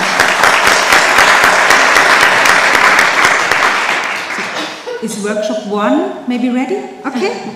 Thank you. You can ready? I don't know at the moment, because I was just asked 10 seconds before. Yes.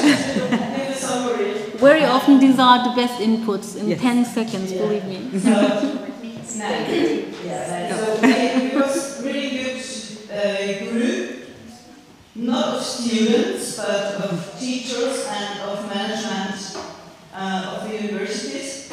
And we got really a couple of many interesting questions, also to us. What do you think about your learning experiences? What are the main things that the universities should offer as learning experiences?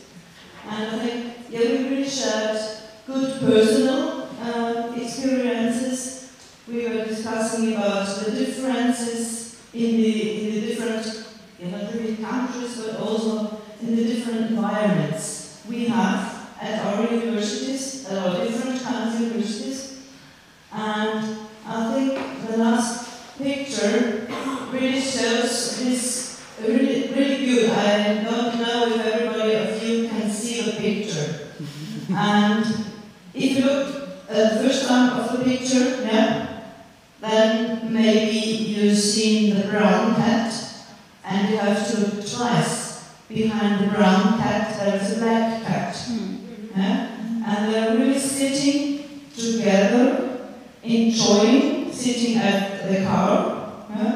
It doesn't matter what is really around them. They're really happy, living together, working together, sharing time together. And I think, that's the most important thing that we had in our workshop, but maybe you have some words too. Okay, thank you so much, everyone. We learn from each other again and again. We always learn from each other, and we try to do a small example that how can we learn from each other as an educator, because we always teach our students about learning, about encountering, about sharing, but when we come to ourselves, I think we have to look at us and we have to learn from each other too. Thank you. Thank you so much.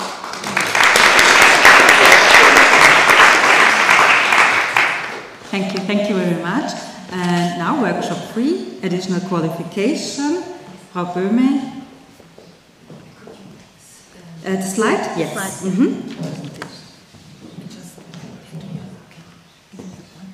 The pointer.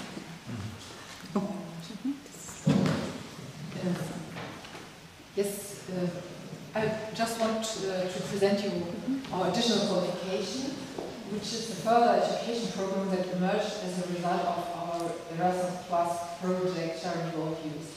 And each partner of us at each university has implemented this additional qualification program into the study programs offered at their university.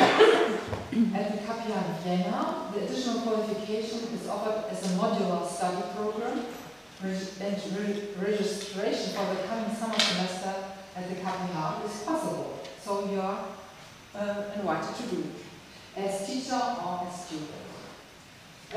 The program is addressed as teachers and students, particularly in the subjects of religion and ethics, but also for any other subjects. We created a model handbook. You have to. Yes. Sorry. And you can see that we offer 3 modules, and in the basic module and the advanced module, 2 courses. The first course 1-1, and the second, the first course of the second module are asynchronous. So every time, whenever you want to, or when your students want to, they can join these courses.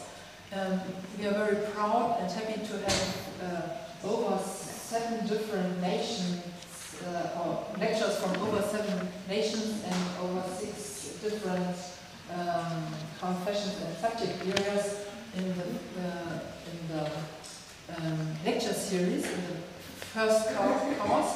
And we are also very grateful that we gained John Ford, who is there, for giving an asynchronous course about worldviews, knowing self and others. The course 1.2 of the module 1 is the course where the students meet each other in these 4 phases, and they propose a topic and share it in the study day. And the other course in advanced module 2, the course number 2.2, is a course where the students or the teachers has to attend another course outside their own study area, so that they change perspective. Yes, this is our additional qualification, and whenever you want, you have to register in one of our universities, and you are invited to join us only in one course or in all the additional qualifications. Thank you. Thank you.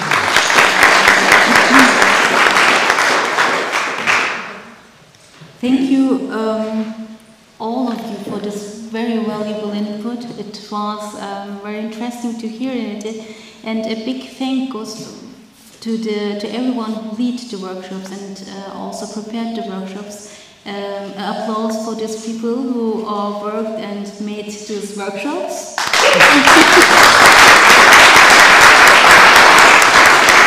And also to all who took part.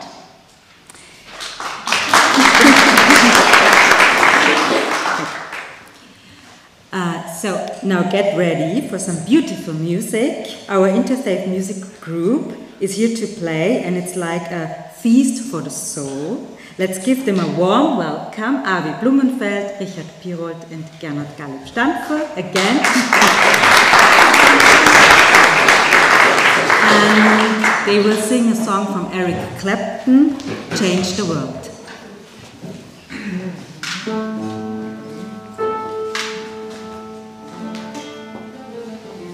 the world.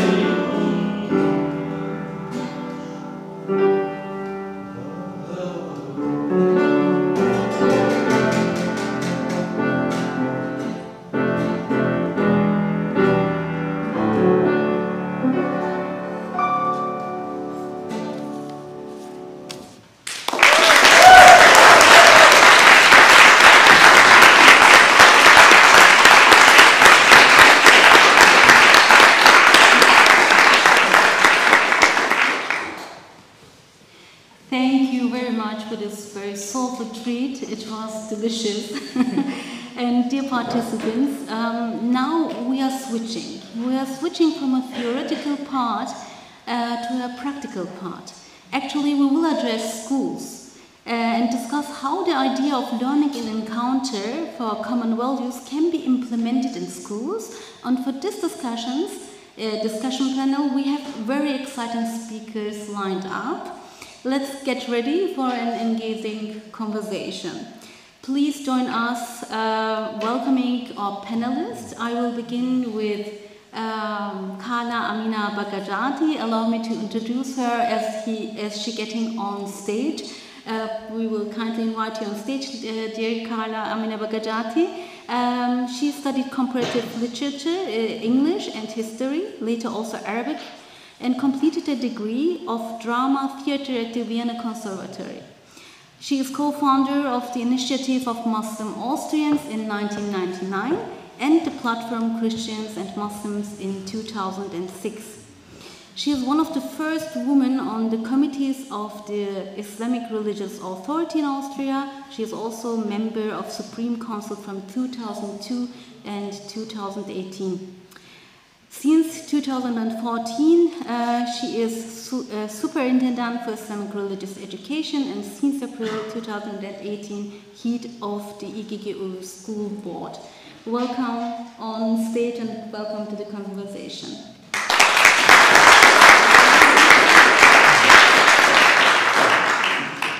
Our next guest is Andrea Pinz. Andrea Pinz is the chairperson of the Council of KPH Wien Krems. After graduating from the Bundesgymnasium Krems, she studied religious education and Latin at the University of Vienna until 1986. She worked as a lecturer and author of textbooks at the Vienna Institute for Religious Education. Andrea Pinz has been a specialist inspector for Catholic religious education since 2002 and has headed the Archbishop's Office for Teaching and Education since 2015. Welcome and thank you for joining our panel.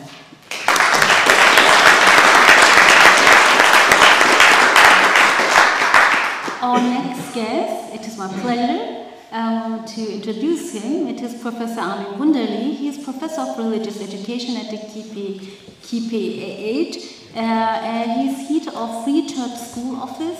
He teaches Free Church religious education at the gymnasium, and his main research interest is teaching research for churches and the writings of school textbooks. A warm welcoming also to Armin Wunderli.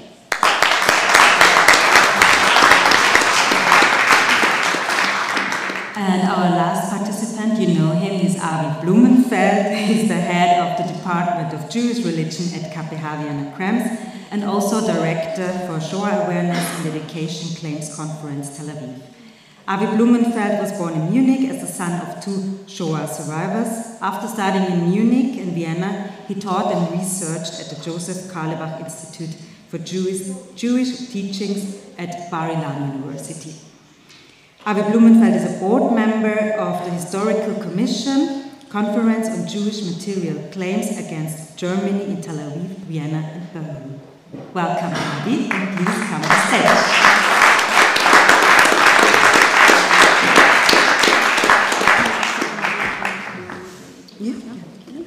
And it's also a pleasure to have Yeliz, my colleague Yeliz Luchensky, as the moderator here. The floor is yours, dear Yeliz, and we are very excited about the conversation. Thank you very much. Thank you. Welcome, and thank you very much that you have joined our panel and you have the time for us today, on this afternoon. And I have a question for you all, and well, I ask the question and then you can decide who wants to answer first. Could you describe from your point of view the status quo of realizing encounter learning or interreligious learning in religious education in schools? And do you have also an example where and how it is realized already? And what do you think are the requirements for implementing encounter learning in schools? Who wants to first? Ladies first. Ladies first. Maybe take the microphone to them. Thank you. I guess it was. I guess it was. No? No? Yeah. So I guess it was quite a packed conference day for you. And everything has already been said. So I want to highlight just a few of my personal experiences as the head of the school authority. Experiences from my daily life and my daily work that motivate and encourage me. By the way, I asked to do this discussion in Latin, but I didn't find the majority. So we have to do it in English. It's hard for me. So in Austria, our work in the educational sector is characterized by a long and well-established tradition of cooperation between the religious communities, and we are 15 organizations that offer religious education in school. And especially in Vienna, communal trust has grown, the understanding for the situation of the other, and personal relationship, which we can build upon. And I think in no other religious area there is no other religious area with such a tradition as reliable as in the field of religious education. In the face of social, religious and demographic challenges, and we all know the situation will continue to increase. So in the face of these challenges, we are together on a path to lead denominational religious education into a sustainable future. As a denominational religious education that opens up and expands, now and even more clearly in the future, and that is fueled by encounter. We are on this path together in different levels. In the working group of the inspectors of religious education of all religious communities, who have been meeting regularly over the years and are working on what unites us and what is the overarching concern. Then there is the level of those responsible for education in the churches and religious communities, where it's a matter of coordination with the state authorities, a matter of structural development and educational policy, as well as positioning religious education in society. Religious education in Austrian schools, that is all of us, regardless of the number of members and regardless of the age of the respective community. And herein lies our strength. Even so different resources, overall conditions, possibilities must of course be taken into account. Thank you very much. Maybe Thanks a lot. Good afternoon, grüß Gott, and assalamu alaikum. Let me first of all thank you so much for organizing this great and very important conference. Sharing worldviews is a motto that is so much needed in these times, and I'm very grateful to the important inputs that we have been listening to in the morning, the networking and the inspiring atmosphere we gained today. Thank you, Andrea Pien, you have highlighted the special situation of Austria, especially for our international guests today, because Austria really is exceptional if we look on the system how religious education is integrated in the school system. And that we have the opportunity from a starting point, and this building is somehow a starting point, because this is where the education for the teachers starts. And if the teachers get their training, even in their different phases, in one building, under one roof, then this motto of sharing worldviews is implemented from a starting point. And so I'm very glad to say that we have an atmosphere at schools where cooperation is very much fostered by a structure of the system that enables cooperation. Nevertheless, I think we are here not only to clap each other on the shoulder and say how great everything is, but to look at the challenges as well. And we feel that religion is questioned. Religious people are questioned. By way of, well, asking, are not the religions the troublemakers if we look at world politics, living together?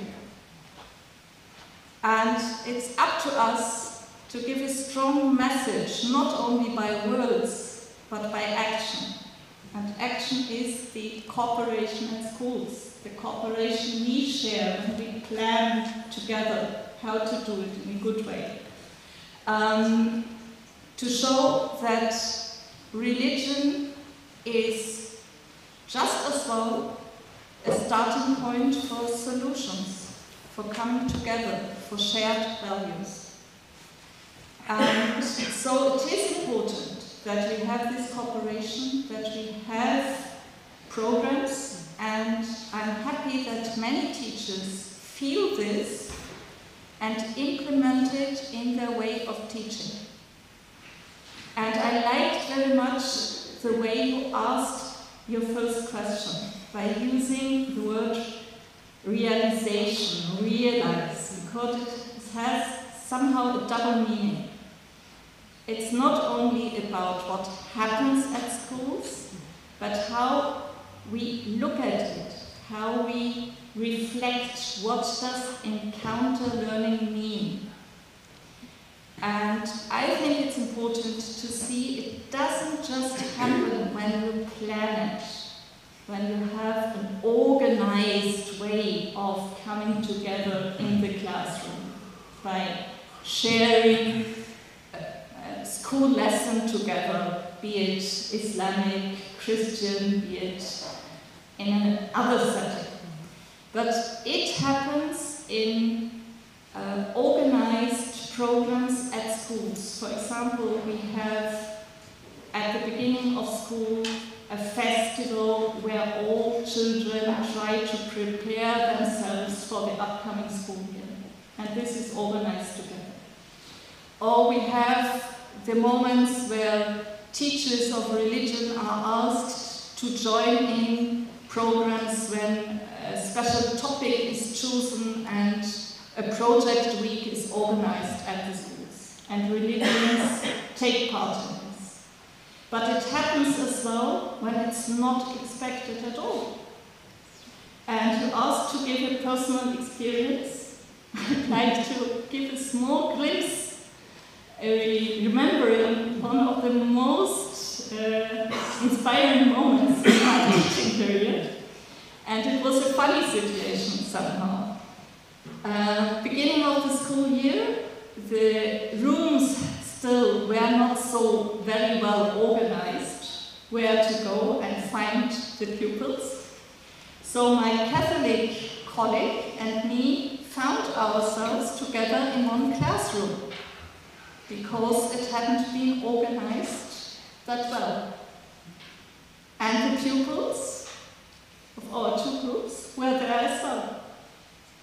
We looked at each other and decided, well, before we start looking for another room, let's share this lesson. And as it was the beginning of the school year, we asked a very simple question. Please ask yourselves, why is religion important for you? What does God mean to you? Where does religion give you something that you feel this is orientation for my life? And everybody wrote some notes on a sheet of paper. We asked them not to write down their names. We collected it, we read it aloud, we collected the ideas on the blackboard, and we asked the question, can you identify, is it a Muslim or a Christian answer? And sometimes it wasn't so easy to identify. And, well, it gave really such a nice opportunity for reflection. And I talk about this experience to give some kind of encouragement, because I feel encouragement is the thing the teachers need most. Not to feel shy about this, but to know they are backed by us, the heads of the school organization officers, and we give them training. And this is what happens today. If they have training, they are fit even to take up situations that offer themselves as uncountable. Thank you. Thank you very much.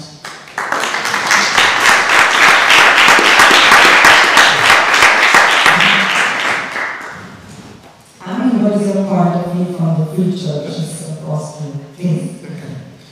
The free churches in Austria are an association of 5 free churches alliances. These include international movements such as Mennonites, the Baptists, or the Pentecostal churches.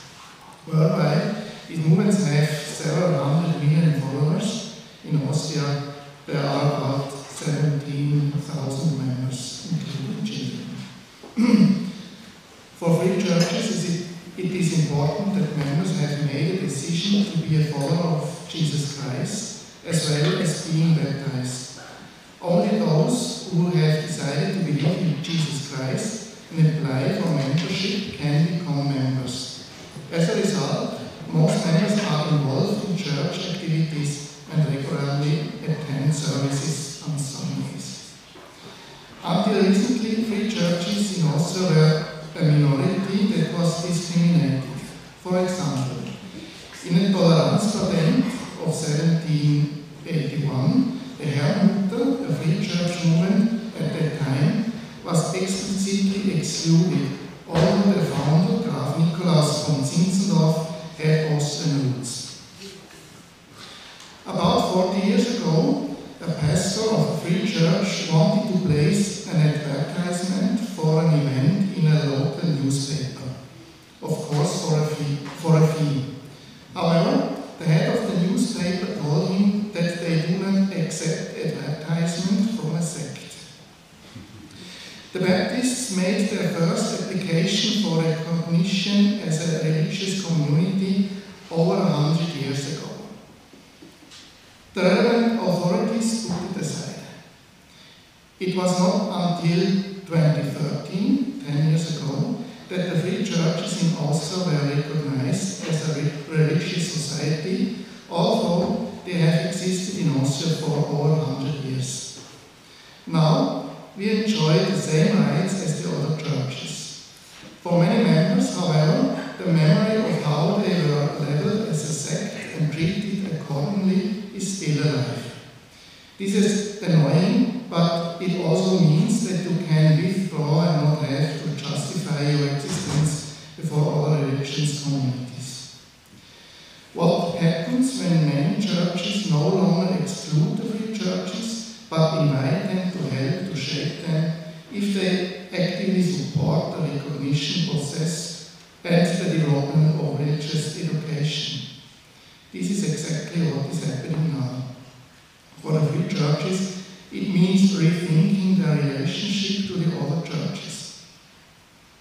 thought process is ongoing, but it will take a lot of time. An ecumenical or interreligious encounter can only succeed if the partners meet on an equal footing.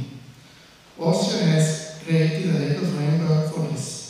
For the free churches as a minority, this framework is important because it provides security. It is not possible to promote interreligious dialogue and at the same time discriminate others. I say this because there are millions of Christians around the world who are discriminated and persecuted. Many of them belong to free church movements. I know this applies to other religions as well. I also know that free churches are not any better than others when they become important. But I also cannot pretend that this problem does not exist. Since the free churches are well networked internationally, they are concerned about the plight of Christians in many parts of the world. This makes interreligious dialogue more difficult, but at the same time it shows how important it is. Since 2014, there has been religious education in Austrian schools. We currently have about 2,200 pupils at all school levels and in all 9 federal states, who are being taught by just over 100 teachers. Religious education provides an opportunity of getting in touch with other denominations and religions. This opportunity is often used with other teachers in school, which has resulted in many good relationships being formed. In the classroom, it's very difficult to implement encounter learning as the lessons usually do not take place at the same time. If encounter learning is possible in the timetable, 2 or more teachers will need it who want to do it. This is more likely if they know each other. It would also be ideal if the teachers had already gained experience in learning encounters. This is where KPH comes into play. It is a kind of experimental laboratory. The professors and students try out new models that can then be implemented in schools. In this way, pupils will learn to overcome barriers and are able to deal with the topic in protected setting. They get to know people from other religions and can reflect on their experiences with the professors of their own religion. Learning through encounters is therefore an important component in education and training. Here we have already enabled many teachers to have ecumenical and interreligious encounters. Thank you. Thank you very much. Maybe you can tell us your point of view and make the link to the challenges, because Ahmed told us about the challenges concerning the timetable.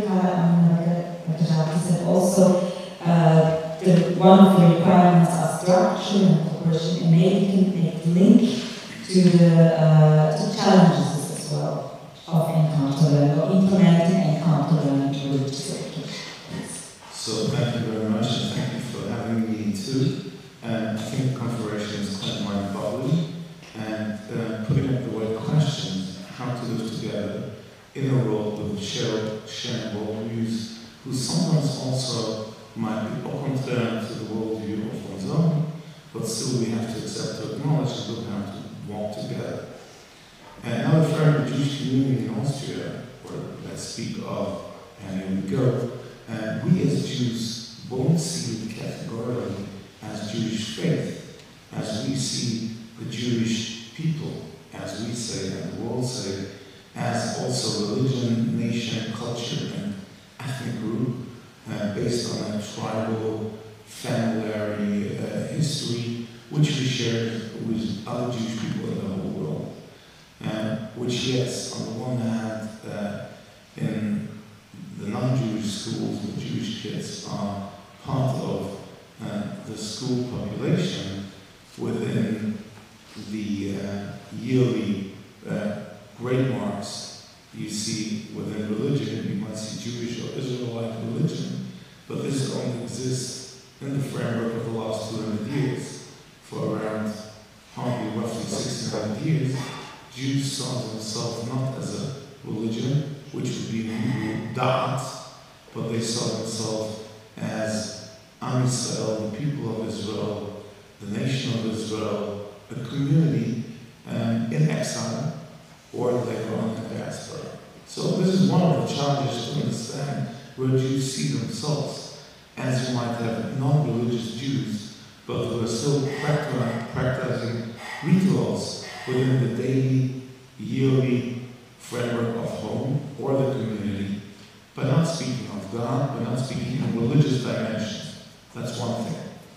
Austria is a special case. Out of 8,112 members in Vienna, and roughly altogether between 10 and 14,000 Jews in Austria, which gives us a number that between 4 and 7,000 Jews that are not registered here.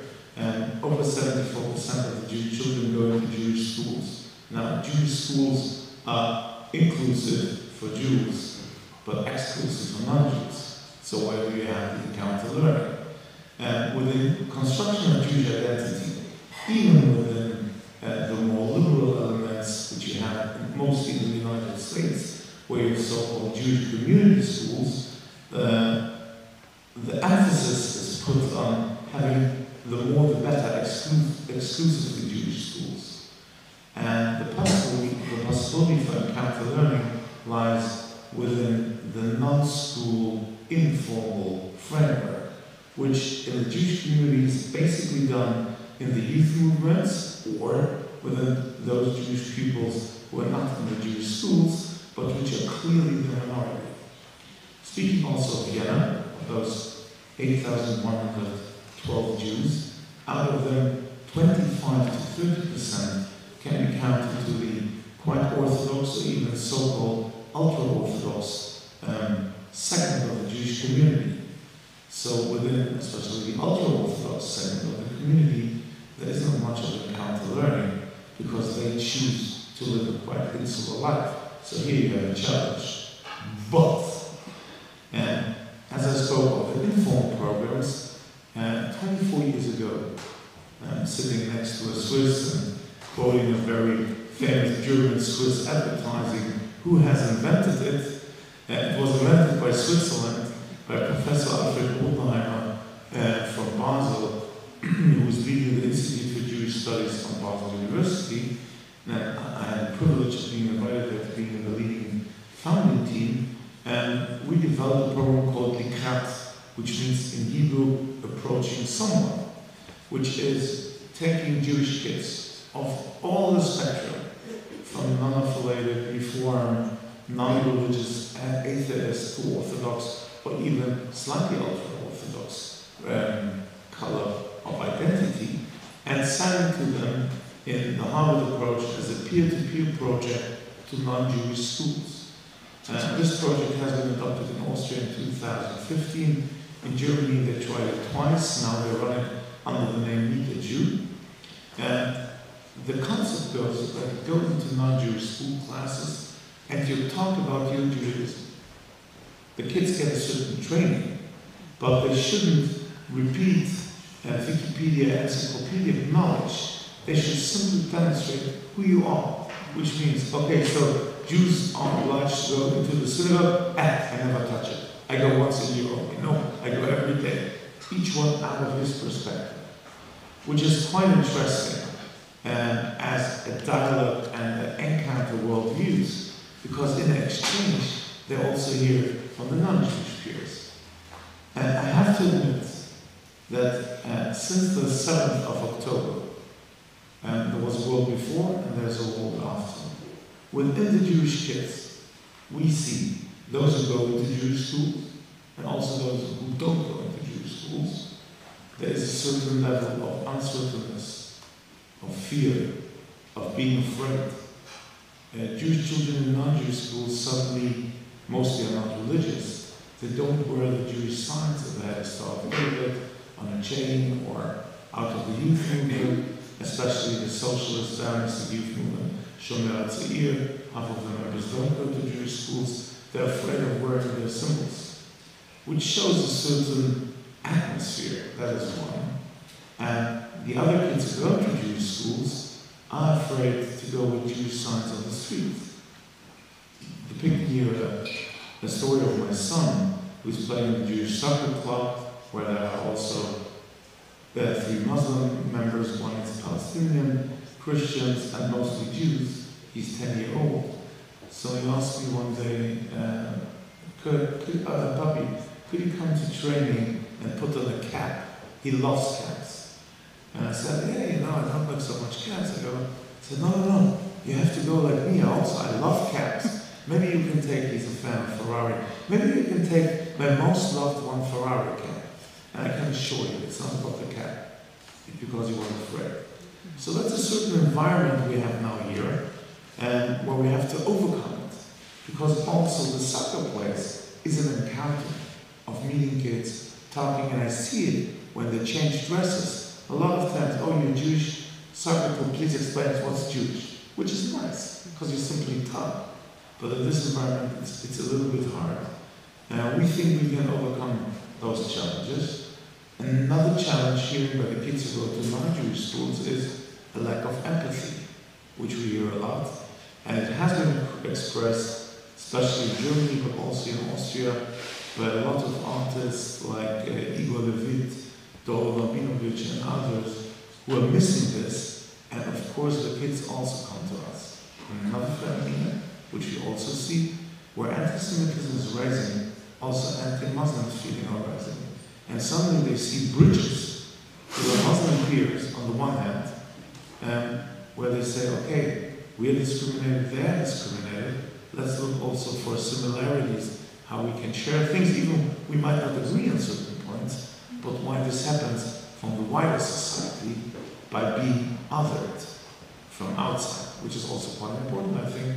And this, in a nutshell, shows the challenges. And I have also to praise the place where I'm working, and I get my bread and butter from, the KPH in Krems, which is quite unique, because we are sitting here trying to develop first content, which means hearing things about the other religion from an authentic source.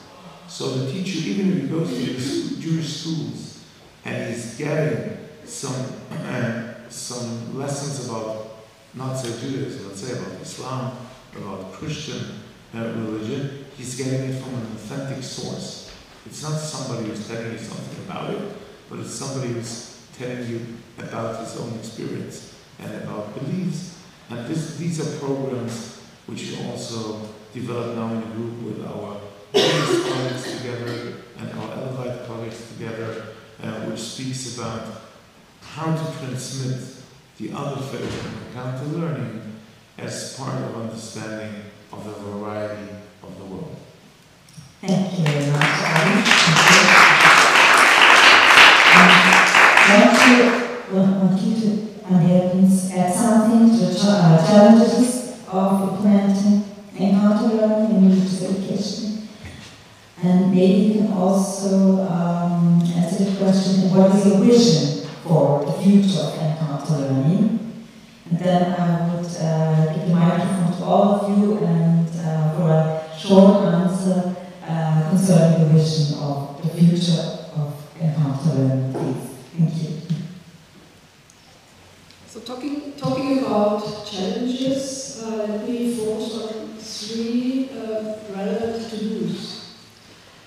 I think it's important to create general conditions for teachers, for religious education teachers, that inspire them to innovative forms of cooperation.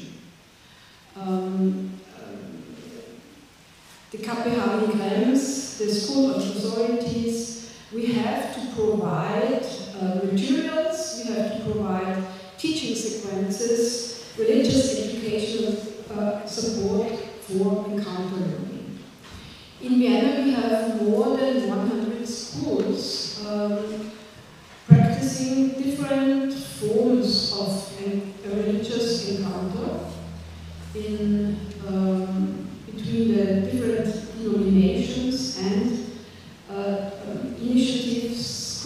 studying different religions. Therefore, the future training curriculums and the training formats have to consider this current positive development. That's very important, and since November 2023, we have also been acting in concert with the senior representatives from the Ministry of Education, the state authority, and I think it's quite unique because we have common interests. In Austria, we have the situation that religious education is a res mixta, meaning a shared responsibility of religious communities and the public sector.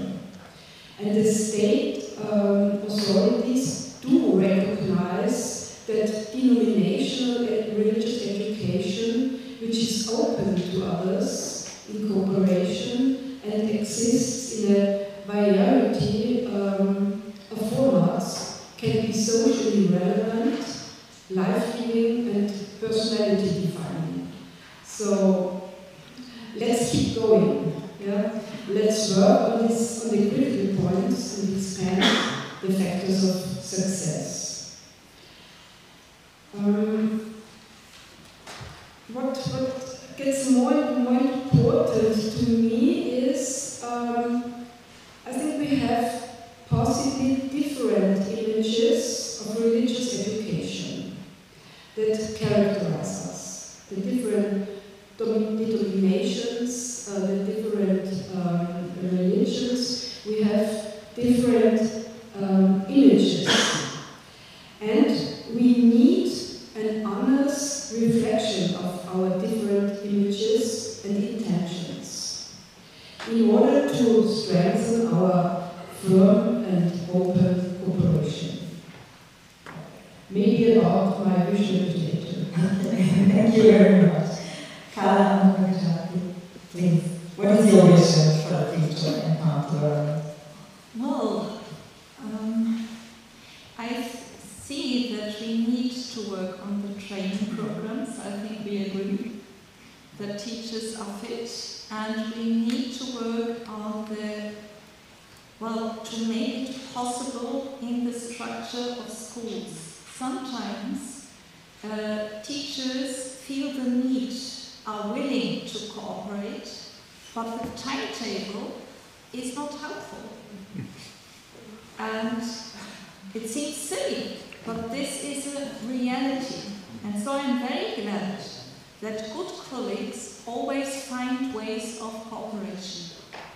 And I think encounter learning is a chance, Ali Blumenfeld hit on this, to give children, young people, a possibility to reflect their personal approaches towards their religion. And we need to have this in mind. This is a strengthening of personality, a strengthening of competences we need today. But we have to be careful not to overweight the children with things they can't do. And I think this is one of the challenges as well, to be very careful where to empower children and give them the floor, and where to save them from being put in a position to be the expert. And this especially is important, I think, for minority religions, because they somehow feel a certain burden and responsibility to correct wrong images, even biased views. And when it comes to Muslims, or we have listened to Ali Blumenfeld, Jewish experience, same things. When it comes to misconceptions of understanding what is the religion that is so dear personally to the children, not to put them in a position that they feel, oh, it's up to me to correct now the view that I can have. This is where we need the experts and the good training so that they are strengthened, and I think it's important to have this safe space within the own community with their teacher, and then to go into the encounter situation to make this sure and a nice experience. And to give another possible example, a very nice example, we want to have children-orientated lessons. Yeah?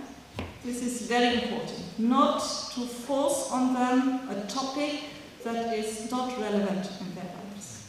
And sometimes situations pop up, sometimes difficult situations that can be tackled together, not only in the lessons, but within the school life.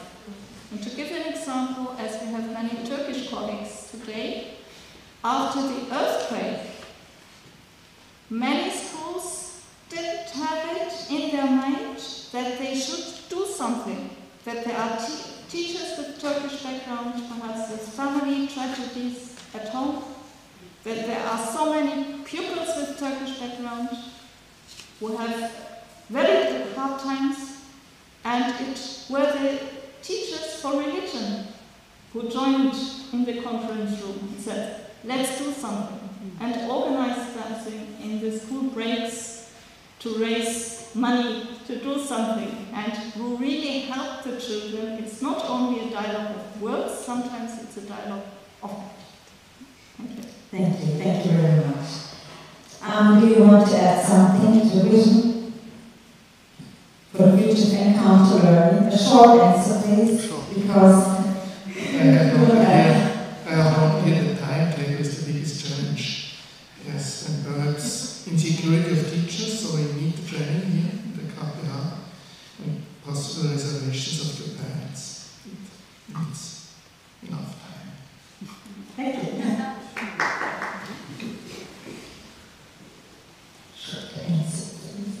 I think we have to look into the demands of society.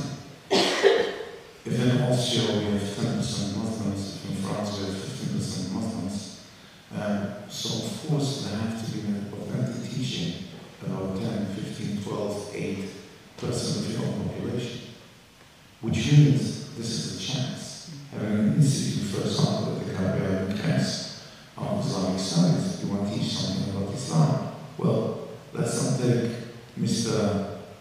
Christian Hauser, but let's say Mrs. Carolina Rajati or somebody at the institute teaching and having a curriculum which is mandatory for any student of pedagogics or teaching to learn about Islam. Same concerning Judaism. And actually we are working on this within the government here in Austria.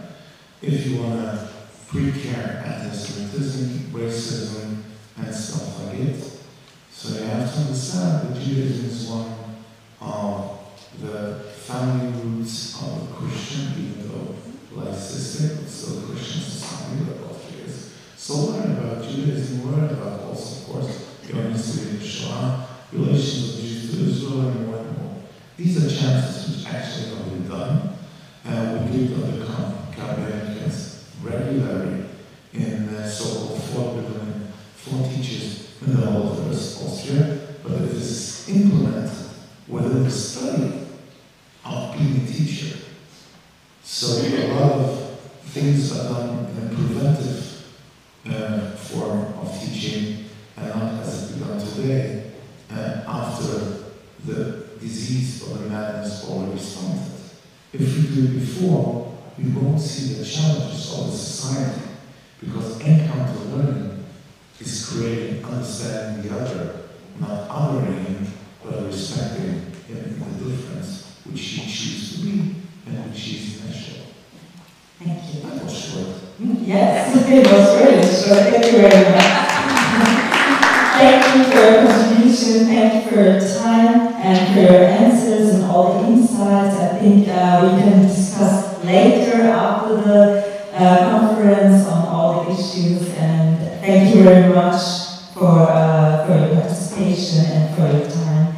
And we have our last topic for today.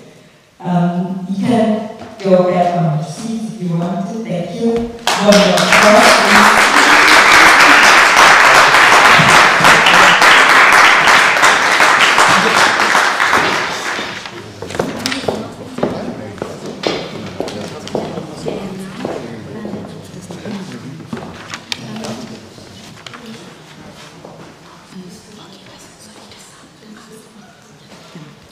Okay, dear guests, we reached nearly the end of the conference, but before we end, we want to give you the last word and want to welcome our Vice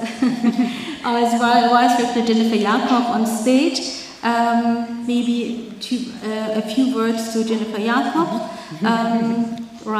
Jennifer Jakob herself is a graduate from the KPH in Vienna Krems. She born in 1988 in Kitze. After the bachelor studying in 2013, she was in Uppsala and Göteborg.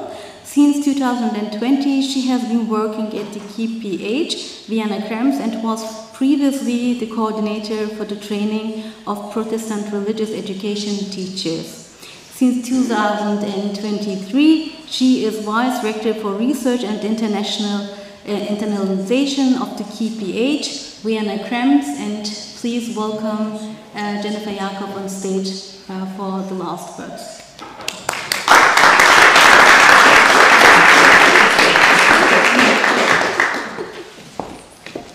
Thank you. At the end of this conference, I want to shortly look back at the conference and the whole project to highlight just a few special points and achievements of the project. Sharing Worldviews is an international project that looks at learning and encounter on different levels, be it in schools or in teacher education. We have just heard in the discussion how learning and encounter can be practiced at schools and what are chances and limits. Additionally, you got a few insights into religious education at schools in Austria and how the different religious communities can work together. Learning and encounter has already a longer history. We've heard about it today. The history started with Katja Böhme, who developed and tested the concept in schools since 2002. Alfred Garcia Sobrera Meyer, who is here today and worked at KPH for a long time, brought the concept to us, to KPH, where we made our own experiences in teacher training. And today it is firmly established within our teaching training course here.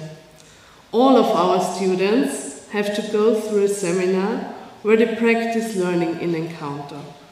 And many of them say afterwards how important it was for them to reflect about plurality and religious diversity. Because most of them are going to teach at schools in Vienna where they will find a diverse classroom with diversity on different levels. Learning and encounter gets even more interesting in an international setting. So it was obvious for us to participate in this project Sharing Worldviews and to support further development of the concept in an international setting. Amongst the achievements of the project, there have been a lot of experiences and learnings for everyone who participated. A main achievement was establishing a website where you can find a lot of materials for learning and encounter at schools, but also in teacher education. But you can also find international contacts there if you are searching for international partners, for example. Another main achievement was creating an additional qualification for students and teachers. We are convinced that there are many students and teachers who want to extend their competencies in acting in a professional manner in the context of plurality. We hope that there will be many participants at all our partner universities. Now, last but not least, I want to say thank you to all the people who have contributed to this conference today. And if you now hear your name, I want to invite you to come to me.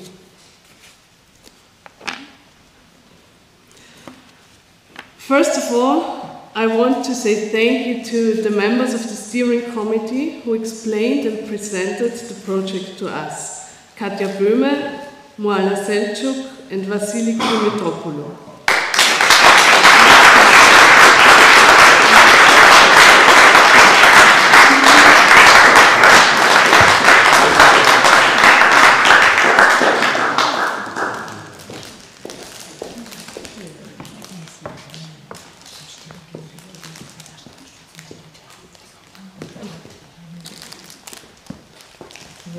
Thank you.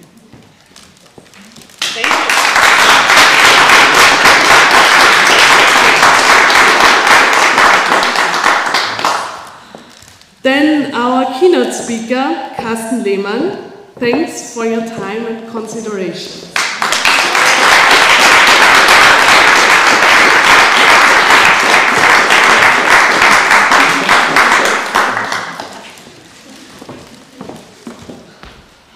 The ones who took the time to respond to Carsten's input, Paul Dahlmann and Elif Medeni, and Kim Kallinger isn't here anymore.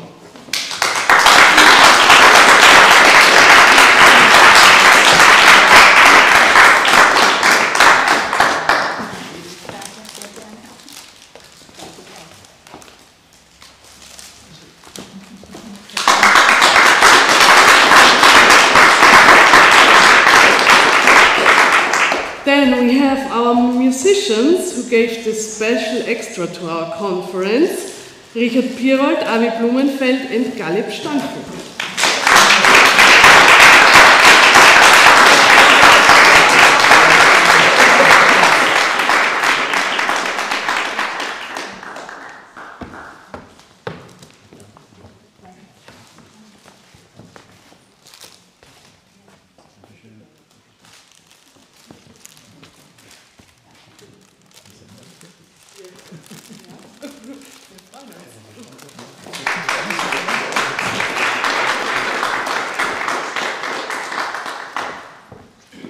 Then you see there are a lot of people who worked for this conference.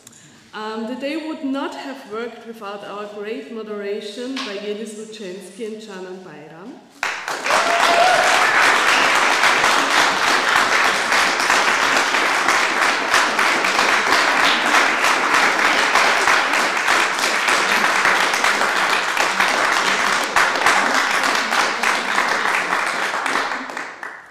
The one who made it possible to stream the conference live and who put unimaginable effort to establish the platform for the project, Manfred Tetz.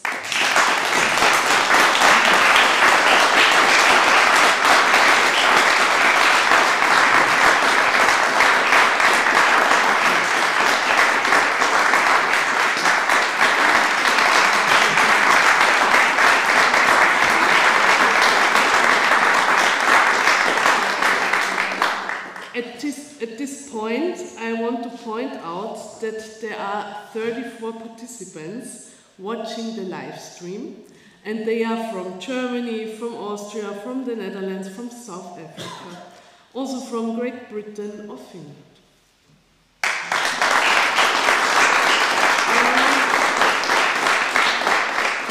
Then we have a person who did all the invisible work behind the scenes, Judith Holzhöfer.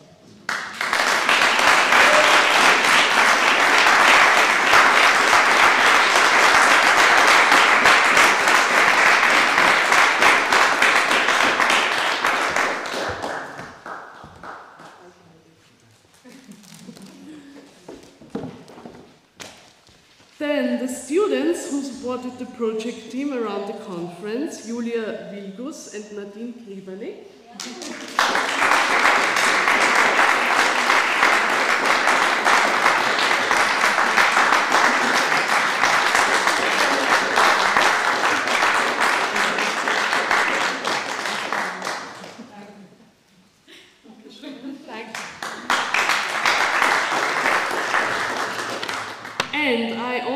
to say thank you to the project team at KPH.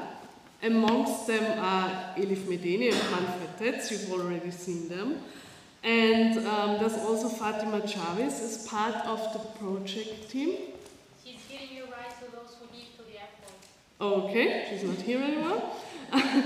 Then I also want to say thank you to the one who supported the project team at different stages, Sylvia Innen.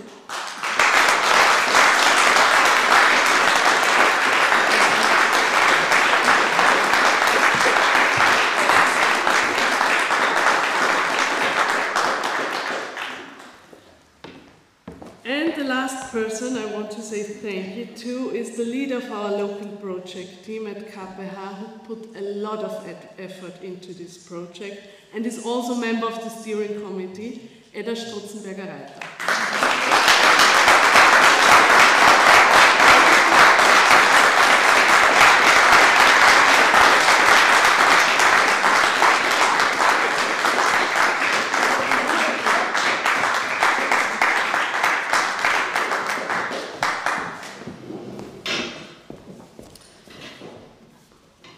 The teachers and the students who get in touch with the concept of learning in encounter will benefit from your work.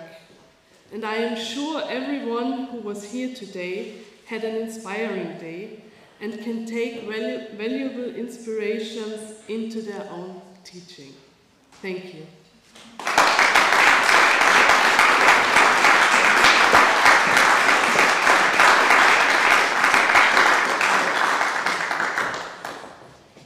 Thank you very much. Thank you for your engagement, for working together, and for the successful and joyful conference. Thank you, Jana, for hosting this conference with me. And we both want to thank you, the project team, for your trust in this opportunity. Thank you very much.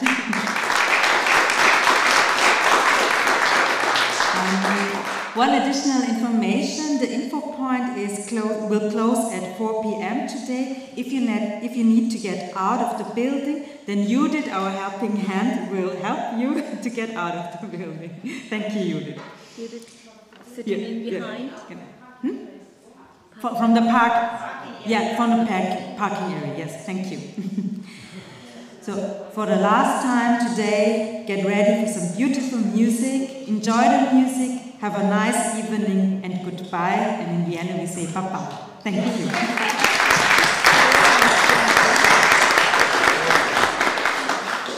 Before we have the chance to present you the song, which is sort of like the Talmudic saying, more than the calf wants to suckle the milk, more than you want to listen. The cow wants to give the milk. We want to, produce ourselves. And we were looking for a song which is expressing a bit all of us. So Richard, at the great idea, I know this song when I learned in school just a few years ago, and went in the choir, and it's called Shalom Aleichem, peace to you. And I thought that's great, and I spoke with colleagues, we had some theological discussions because it's a religious song, which is great, because that's sharing worldviews. I shared mine, he shared his. We come for a conference with Richard, and we came to a solution. We take elements out of the text, and we simply write a new text. And of not a lot of words, but a lot of good thoughts, a lot of good encounters, a lot of a message, which is included in the Shalom Aleichem, which is in Arabic, Salam Alaikum, which is in English or German, let's say English, peace to you, and take this blessing, take these words, take also the creation of sharing worldviews, encounter learning, which should create one thing, which is peace. And within the Kabbalah, it's there's no vessel on earth containing so much blessing than peace. So this is what we need and what we strive for. Thank you, Richard, for the idea. Looking for the place.